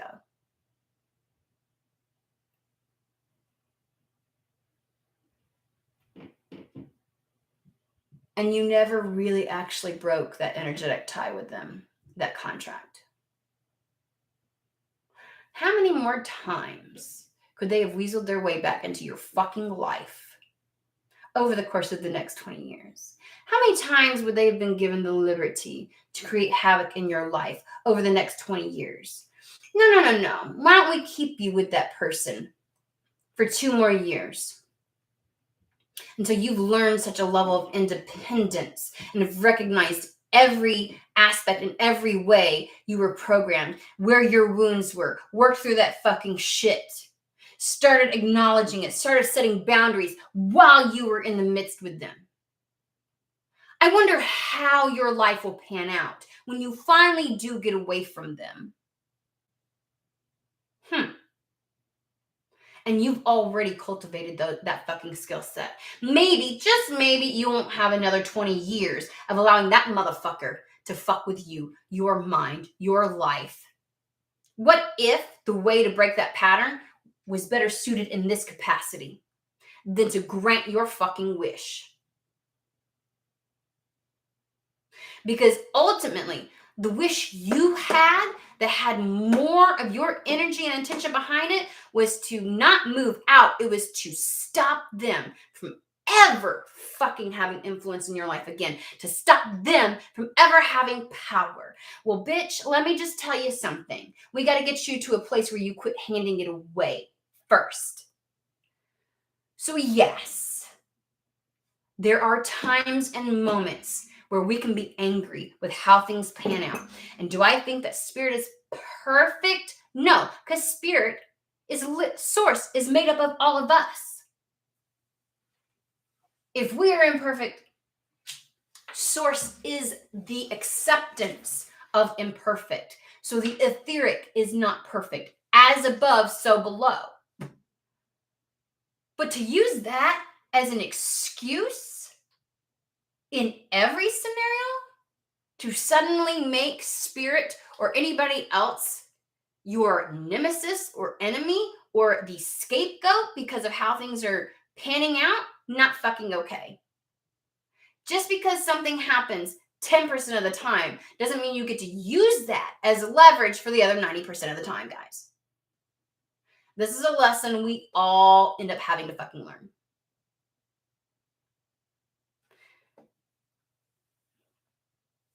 We do this with people too. Somebody does something and we want them to pay for it for the rest of the time. But we say we love them as well.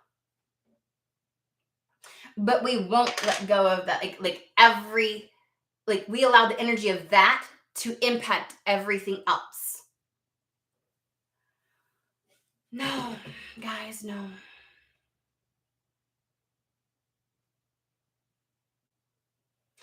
Critical thinking and being real with ourselves is seeing every aspect of this. It's honoring what we feel in the moment. It is honoring the struggle that we're going through.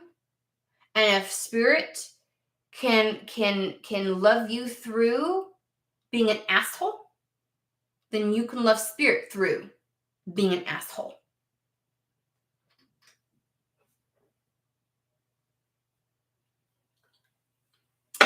That is a hard realization to come to, though, guys. It's a hard acceptance. It's a hard truth to grapple with. That all of that can be present. That sometimes you think and you're like, hey, this could have been, I could achieve this through a different way, but spirit took me this route. But at the same time, spirit can be right about 50% of the other things.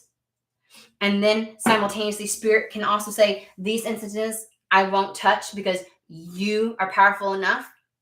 It's literally like it's this and that. It's all of it, guys. All of it.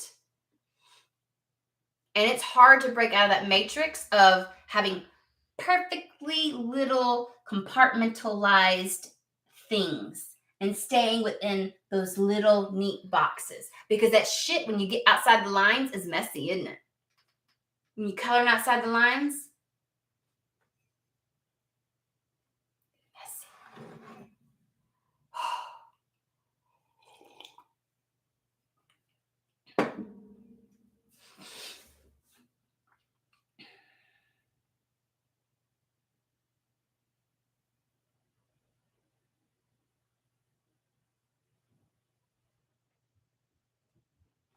Yep.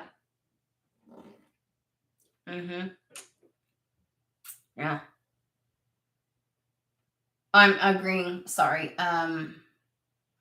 with Kelsey, because that was my existence.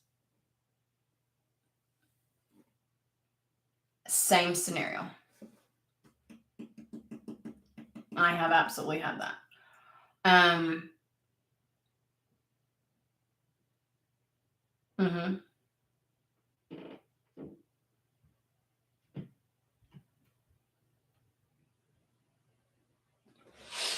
And I had to take the opportunity when it presented itself too, to get out of that situation. I had to see the opportunity, take action towards it.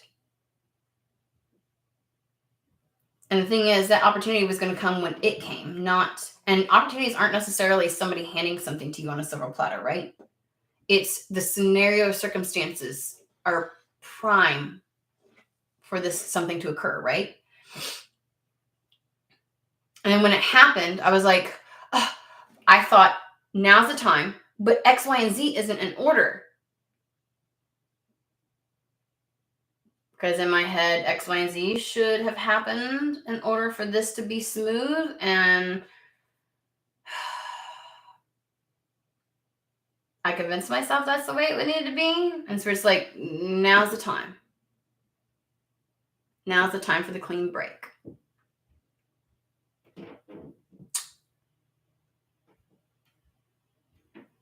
And it was like, I had to take action at that point. Despite feeling not ready, or like the circumstances, like weren't right, even though they were right. It's weird when something can feel like now's the right time, but also it's not the right time because of these things. It's like, wow. And there were other opportunities before. And I was finally able to recognize I had time here, time this, and I was able to see. I was like, damn. And I knew if I didn't take it, that I was going to be stuck in a loop again. I was going to get stuck in a loop. And it really, for me, this is not for everybody, in that moment, breaking free from that and being able to step out of that and break those ties, which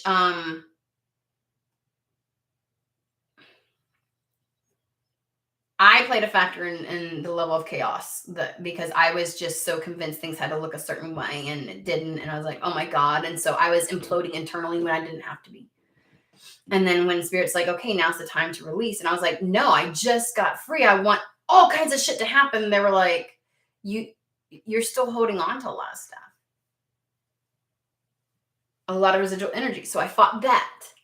So that, it was this cascade of stuff.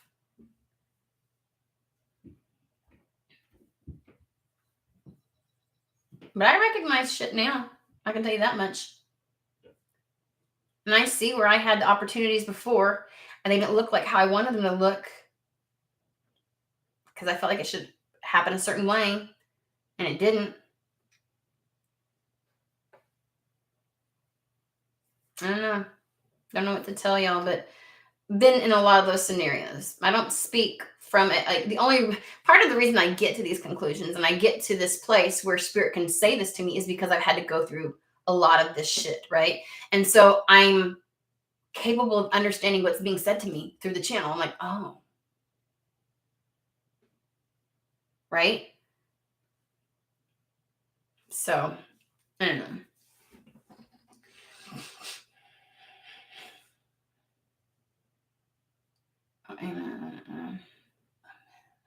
Seems to me I spend most of my time and energy in survivor mode, so do not have the time or energy to do much else.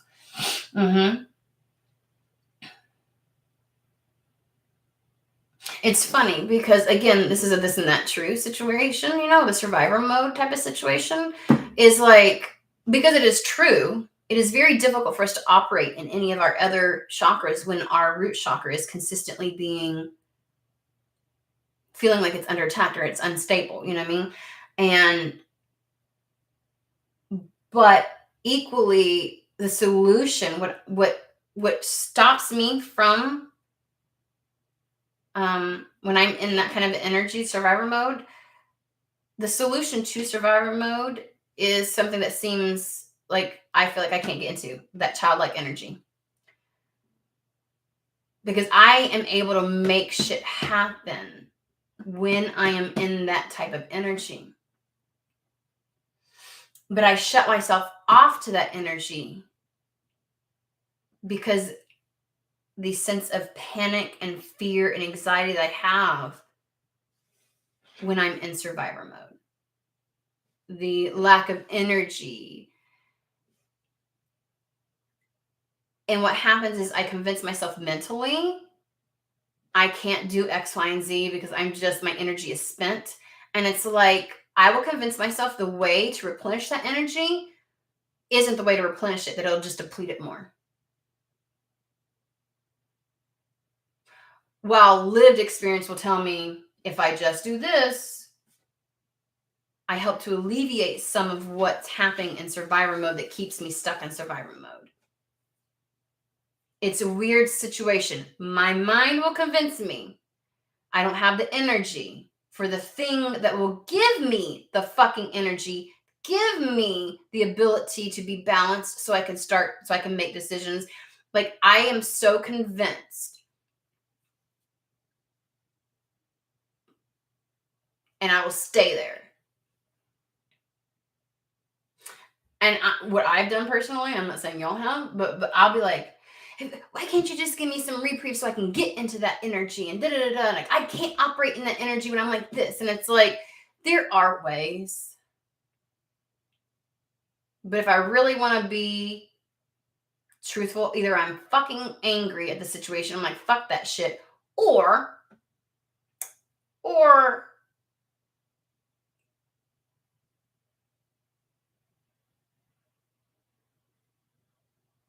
I will convince myself the way to regenerate is going to be another way. Like it really is. I will convince myself somehow scrolling on TikTok is going to regenerate me. That's me resting.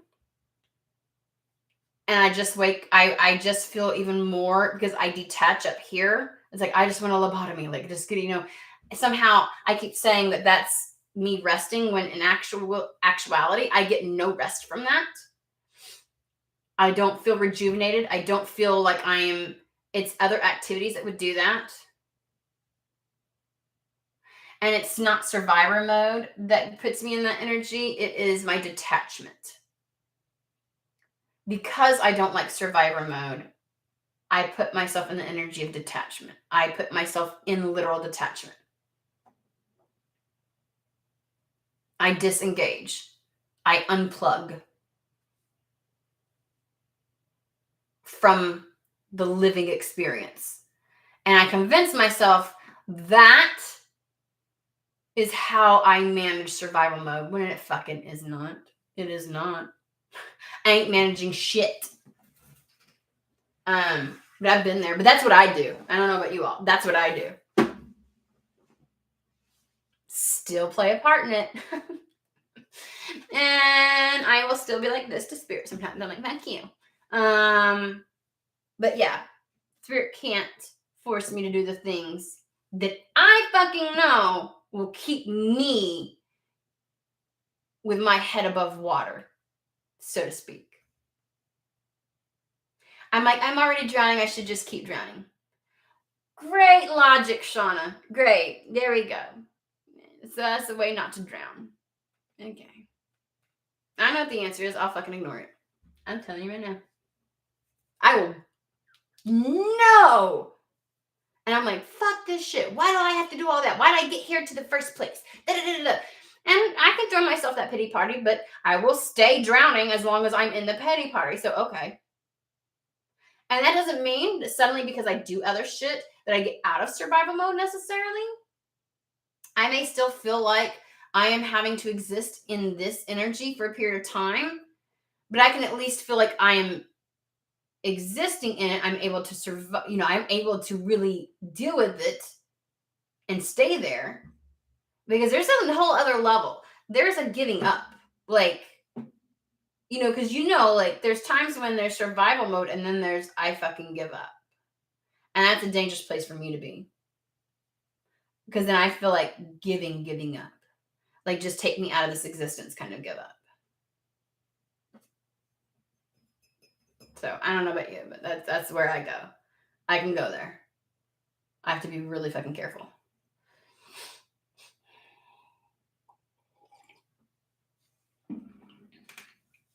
Yeah, Groundhog Day, right?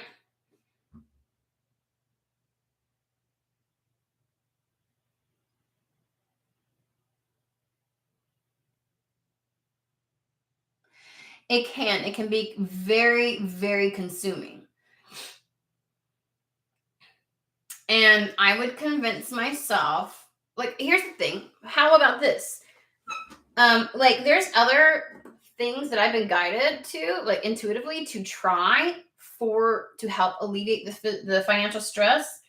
And it's like, I will get to a place where I'm like, I am so angry that I'm like, that's the only 2 hours I have left in the fucking day. Why can't it go to me instead of having to do this? And it's like, so instead of taking those 2 hours over a course of whatever amount of time so that I can pull myself up out of, so I can create the pathways for opportunities to come. Instead of doing that, I'll just sit here for eternity in survival mode, bitching, and I'm not telling anybody else what to do. This is what I've done. This is moi. Okay? Where I'm like, because also I'll convince myself that unless I have a guarantee that it'll work, it's a waste of my time. Like, when do I get to have my time? And it's like, it's how I wanna like phrase it for myself, right? Because I'm not getting energy from the mindless scrolling for the 2 hours that I'm doing. I'm also not getting myself out of, I'm doing nothing to get myself out of this situation. This goes back to the idea that we're supposed to take action. And it's like, but what if we're taking the wrong action? Like, I'm over here, like, I'm working every day, I'm taking action. No, the action you're supposed to be taking is finding the other avenue, finding a way to open up another avenue for opportunities to come to you. Like, I don't know, studying for your realtor's license. But that would be too much because that's going to take too much of my time. And I barely have any time left over for myself. I will get into a fucking pity party and victimhood. Let me motherfucking tell you. Okay? This is where I go. And then it's like, I'm pissed that I am in this position to begin with. And why is life got to be so fucking hard? And why is it always got to be like this? And you know what? It'll still be hard because when I become a realtor, it'll be like this. Like, I am in such a negative mindset that all I can see is negativity. Like, I'm good at making that cons list, let me fucking tell you. Giving no real energy or effort towards the pros. So living for 2 years where you only have, because I've done this, I'm just been doing this. I've just been doing this. So living, and I would use, I got no motivation. I got nothing left. But then I would also not do the things to help me get back the motivation, to help me feel alive again. Like it's crazy, guys. It's crazy. I know X, Y, and Z is what gets me rejuvenated and recharged and at least feeling like I've got some oomph in me, but I would refuse to do that, right? So then I would use that as leverage and excuse as to I can't do X, Y, and Z because I'd have nothing left in me. And it's okay to get to that place. It's okay to exist in that place. But how long you choose to fucking stay there is also your choice. And so many times we want to give up our power and pretend like we don't play a fucking factor in shit. And yes, there are existences and there are places where existences are so unbelievably fucking horrific. And in no way, shape, or form do I ever blame an individual for those types of circumstances. But there's all too often, too. Just because that can happen doesn't mean that we don't ever perpetuate our own victimhood. People like to use the fact that life can get so fucking difficult and hard and horrific, whether that's happening in their life or not, as a reason to not have the energy to fight, or as a reason to say, but, you know, like when I try to contest, like, you may play a part in this, but what about this? You saying those people are doing that? Don't give me that bullshit. Don't try to use somebody else as your fucking scapegoat for not taking your own goddamn accountability. I have had people do this shit before. Not saying none of y'all have. I'm just saying. And I am living proof that there are times where it's like, so you say, Shauna, you don't have the motivation. What are you doing to get that back? What are you doing? What level of self-care? My self-care is just checking out at the end of the day. I only have 2 hours anyways, and it's mine. And I'm not going to do it in these because I don't want to. Because I should be able to have control over, like, what the fuck, Shauna? What the fuck? Okay. So then for 6 months, my lack of motivation and follow through and desire isn't there. And I get to use that as an excuse. So when I finally get that back, you know, it's one of those things where it's like, and all that time I could have in that 6 months spent 2 months really doing the things, getting back into the habits and the patterns that I know take care of me and replenish me. Then after the 2 months, the next 4 months, those 2 hours I could have put towards something. And what do you know? Whatever pathways open up could have created immense freedom for me in so many facets for the next 5, 10, 20 years. But I would rather spend years stuck in this pattern. Right? I don't know. Each individual person is the only one that's the true expert on their life and can really, truly answer that. You have to be sure that you're being honest with yourself about your circumstances. about any roles that you may play in it, and then come to your own conclusion. I talk from my personal experience because it's my personal experience. I fucking know. I fucking know. I know the evolution that I went through. I know what I was feeling, what I was doing, what I wasn't doing, what I was ignoring. I know. And I know I'm not the only one that does that. So that's why I speak to it. But that was a level of accountability and self-awareness that I had to be willing to look through.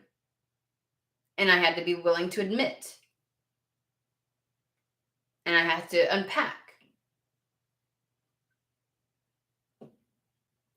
And simultaneously, I hold that responsibility also while knowing there was responsibility in other areas and aspects, that there may have been legitimate delays or roadblocks from spirit, that all of this can be existing simultaneously, that it doesn't land on one specific reason, person, entity, any of that.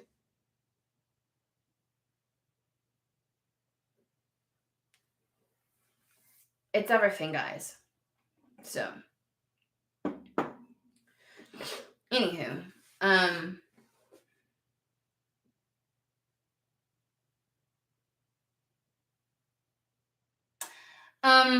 I don't know, Kelsey. Like, are those messages about an opportunity still a thing? Or I would assume so, if it was for you. Like today's, like I get the feeling people are trying to make every message for them. Like, I am speaking to who I'm meant to be speaking to today in regards to this. And maybe the people are receptive, maybe they are not. Maybe this is like a seed being planted for people to take into consideration at a later point. You know what I'm saying? And it's like, and maybe it's not as easy as suddenly an opportunity is not an opportunity now. Like, you know what I mean? Like, I don't know. That would be different for each individual person. And I'm not reading individually. This is a collective read. So, you know, and maybe who I'm reading for today, you know,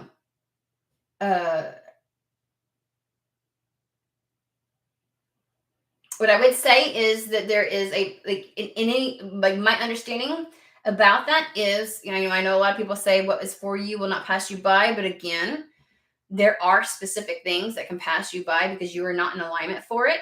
And so technically, yeah, what is for you didn't pass you by because now you're no longer for it, right?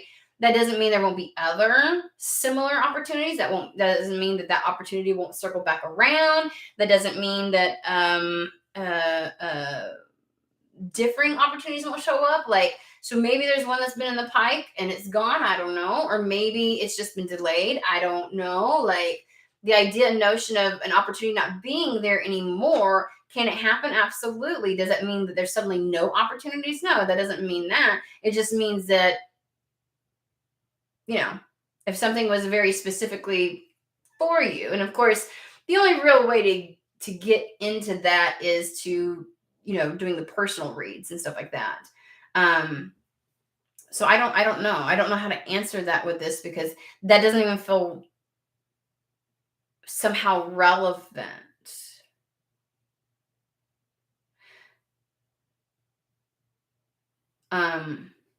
To this, other than the idea and notion that, like, you know, at the beginning of this reading, it was this understanding, like, why are these lies perpetuated? How do these lies get perpetuated for so long? How does this maintain for so long?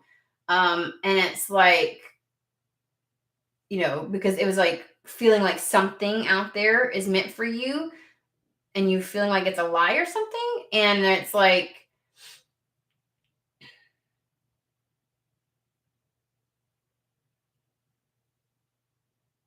in this reading, it feels like not so much that what we're talking about is an opportunity coming to you that's going to be offered to you. I said that earlier. In this particular reading, it feels like this thing that you know to be true or that you want or that you believe is for you, the only way to have it eventuate or happen in your life is to do what they've told you to today. And that is allow your inner child to come out. That they're an integral part of the process. That aspect of yourself is an integral part of the process that's going to get you there, because it is through that coloring outside the lines and not being inhibited that gets you to that place. Those creative solutions, that level of balance that gets you in the energy of allowance and receptivity, and it gets you, like, it does a lot of things for you. And so they're saying, to me, it's like, for whoever this group is, like, you getting to this place, which obviously for a good portion was, we're talking about love in that one. It's like, you get there by doing the opposite of what you think you're supposed to be doing. You think you're supposed to hide your inner child away and you're supposed to let them out. Living in the moment and experiencing it actually gets you there. Seems counterintuitive, but it's not. So in regards to the reading today, it still feels like, if we're talking about opportunity as in an energy, a possibility of something, that still feels like it's available and present. But it's like,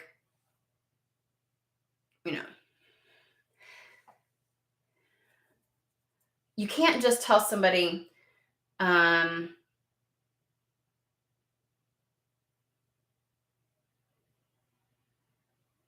when I tell my children, like they have to learn how to have deductive reasoning skills and things like that in their life, or else it's going to screw the pooch when they get older. We need to clean the house. Sometimes I let it get to a certain place, a certain level, so they can see why it's even a remote necessity to do that. Other times I will say, you need to do X, Y, and Z for your room.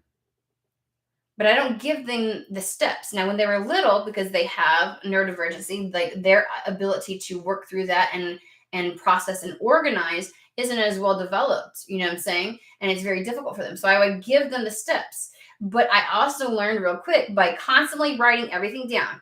Pull your bed out. Sweep under your bed. Wipe down the baseboards. Then mop under your bed. Put your bed back, literally, because if I gave them too broad of it, they couldn't think of all this, but I also made them very codependent in needing those very specific directions and prompts. And I didn't teach them deductive reasoning or looking at context clues or how to peel something back and look at it themselves, right? And so I'm like, sometimes instead of writing it out like that, now I'm like, what do you need to do to get your floor clean? Like, you need to clean your floor. What could stop you from cleaning your floor? Like, I give them all of this, which is, to me, is what Spirit's doing. Spirit's like, I could tell you verbatim what to do, step by step, step by step, step by step.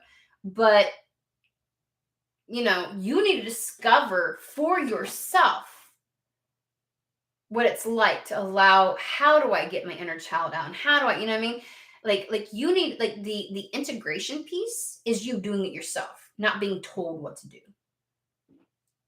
So sometimes you all want very specific, like, just tell me this. Oh, the bluntness. Oh. Is that why you feel like Spirit's lying to you? Because, like, Spirit won't give you this play-by-play of what you got to do? Because then you don't integrate shit. I learned that over the years of constantly writing, I swear to fucking God, a page like this on how to clean your room. Like, when I go say clean your room, they're like, oh, that's too broad. When I say clean your floors, it used to be too broad. It's like, holy shit. But also, they got so dependent on that, they couldn't fucking think for themselves and figure things like, oh my gosh, their problem solving skills suck like shit. They didn't learn how to think through things for themselves and develop it. But guess what? Because I did the list, I'd have to do a list every single time. Amazing when they figure it out themselves how to clean the floor. That seems to not leave them the next time. Like that little bit of struggle and that having to think through things and process it and not having it blatantly said to them made them really grapple with the situation and go, oh, I get it. And somehow it got integrated. I had to learn how to go up there and go, nope, this is not clean. They would have to go back 10 times. They would get pissed at me. I see dust on such and such. You didn't clean it. No, you can't do anything. Finish cleaning. I would leave. Like, you know what I'm saying? Like, they had to realize and come to the conclusion to start looking for those things on their own. So I don't know. Like, I'm trying to give my best analogy, but like what I'm saying is if Spirit's saying let your inner child come out and them explaining the best they could what that means and how you're consistently in the state of longing and how it's just going to have to be uncomfortable, it's like you may have to sit with that. You may be like, but how? What do I do? You have to figure that out.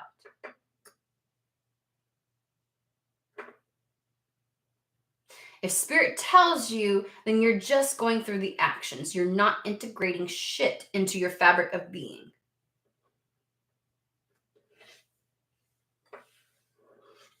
So if anything about today feels too broad,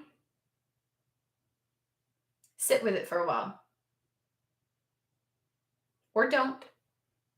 Maybe revisit another time. You know, maybe this was just to plant a seed.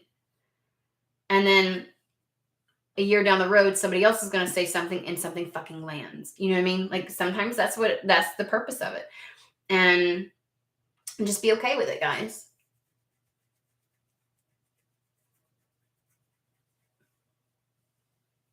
And I keep wondering why this same topic keeps coming up, you know, like this energy of being, you know,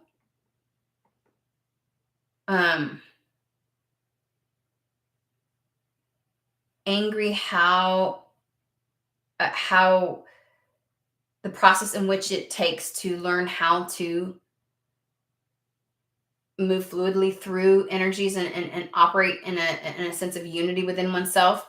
It's like it can feel grueling, it can feel, you know, and how easy it is to revert back to very programmed ways of existing because it was so much easier. That's the reason why so many people don't want to break out of it, because it's so much easier to have pretty little boxes established for us, and I just go through the steps as is, like this, da da da da, and you know, and if I'm always like this, then this will happen. If I'm always in my masculine, if I, you know, like having somebody else predetermine shit for you feels so beautiful to the human. It does jack shit for growth, though, and expansion. I don't know. I don't even know why I went on that tangent. I just went there. So, I don't know. Well,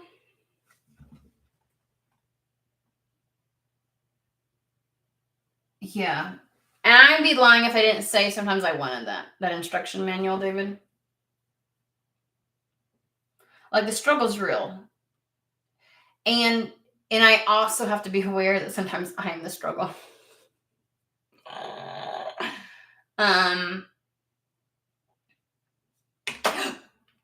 Oh yeah, don't burn my feather. And landed on my feather. So yeah.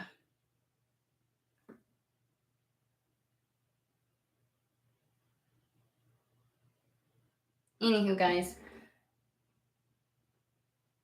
I hope so, guys. I hope so. It's hard sometimes to explain these things, and it's like, and I'm with you. Sometimes there's moments where if you think that I automatically, like, I'm always like, okay, Spirit, y'all have not known me very long. Oh my God. And I honestly don't trust anybody who operates that way all the time. That tells me someone hasn't learned something.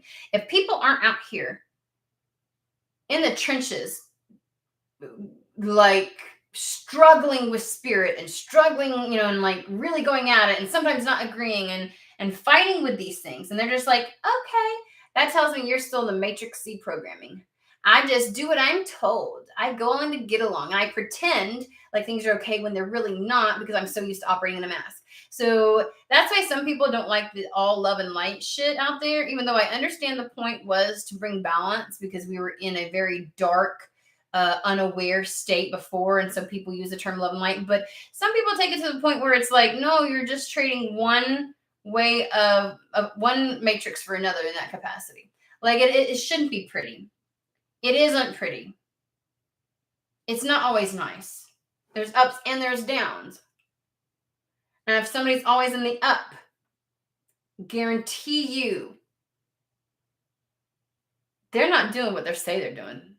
They are not.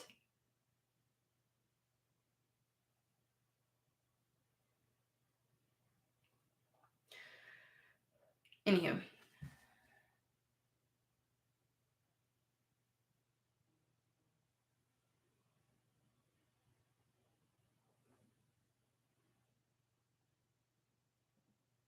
Okay, I got you, Curdy. I saw that.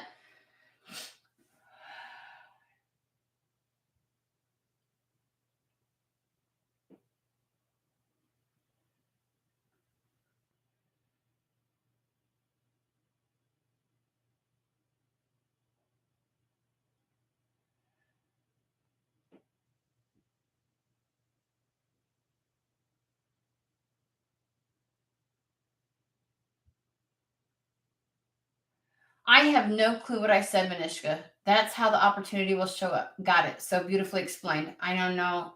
Did I? Oh, by going into the chat. Okay, God, guys, I fucking don't remember sometimes what the fuck I just said. I'm just gonna be honest with you.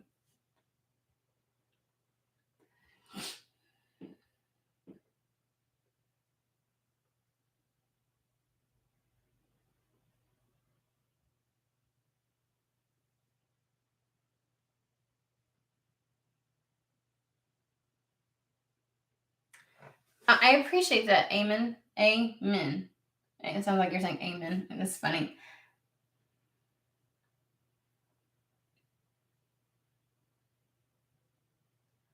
Okay. I'm just making sure. Troy said a light bulb went off.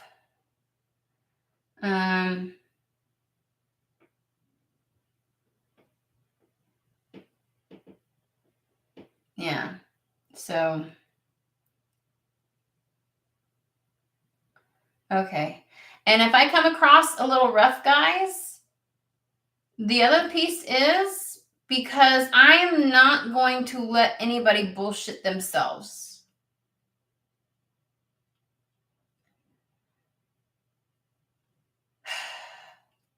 I have been in a state of anger, and some of the people that I talked to today on this live, I've actually connected with outside of YouTube, and they know that I've been dealing with that.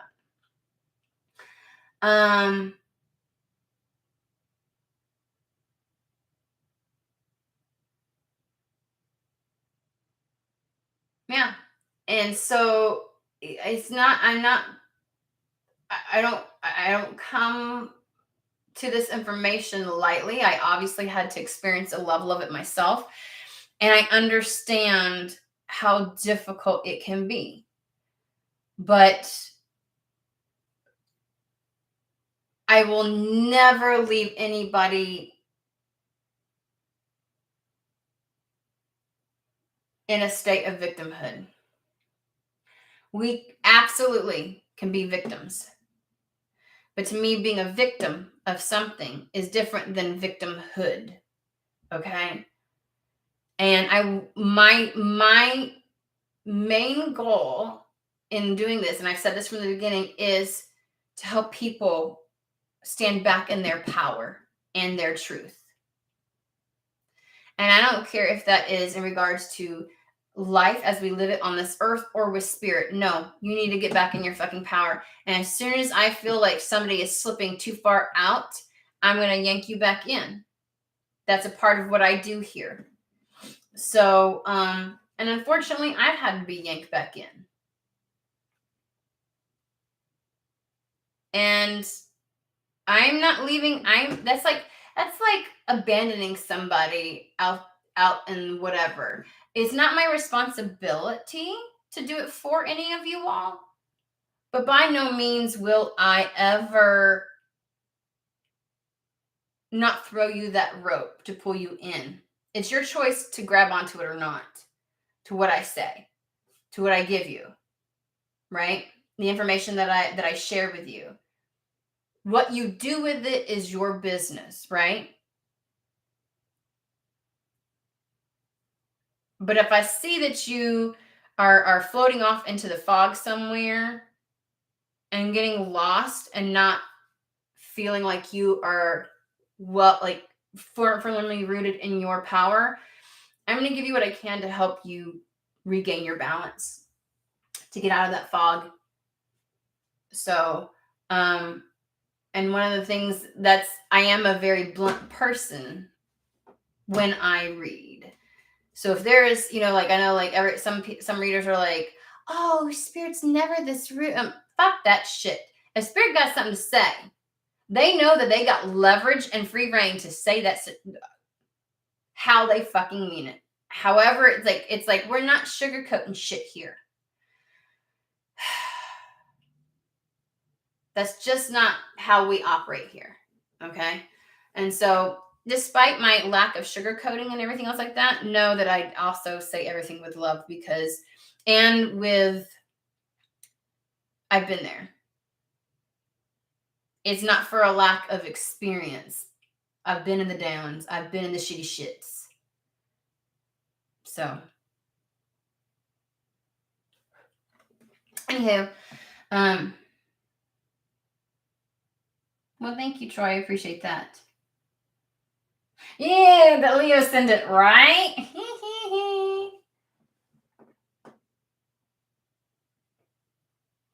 Oh, I am so okay. You're talking to Trudy. David, it won't be fun at all. By the way, take a moment to feel the power levels you talk about. Just saying.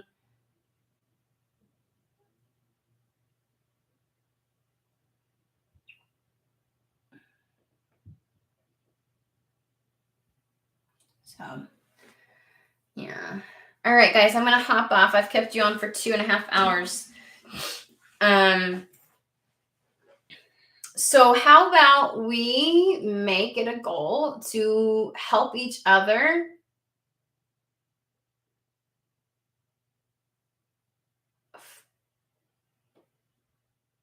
take the necessary steps to live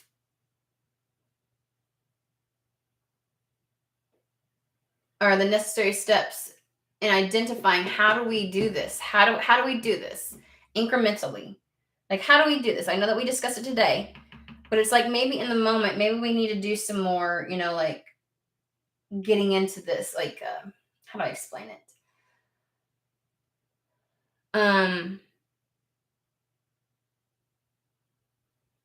Like once we go, okay, so this is what I've got to do. As we move from here, what does it look like? Where are my hangups coming in doing such, in living every day the way that I want to, all the while still having the world be what it is external to me? How do I walk that path? Right? Let's get back to the basics. I think we need to be getting back to some basics now in some of these readings. I might have to bring back some of the aspects of the self readings. All right, guys. All right, y'all have a fantastic day. I hope that it turns out wonderful. And, maybe next week we'll get a little bit more normalized with my routine and everything. I appreciate your patience and everything, guys. All right, y'all have a fantastic day. Peace out, home skillets.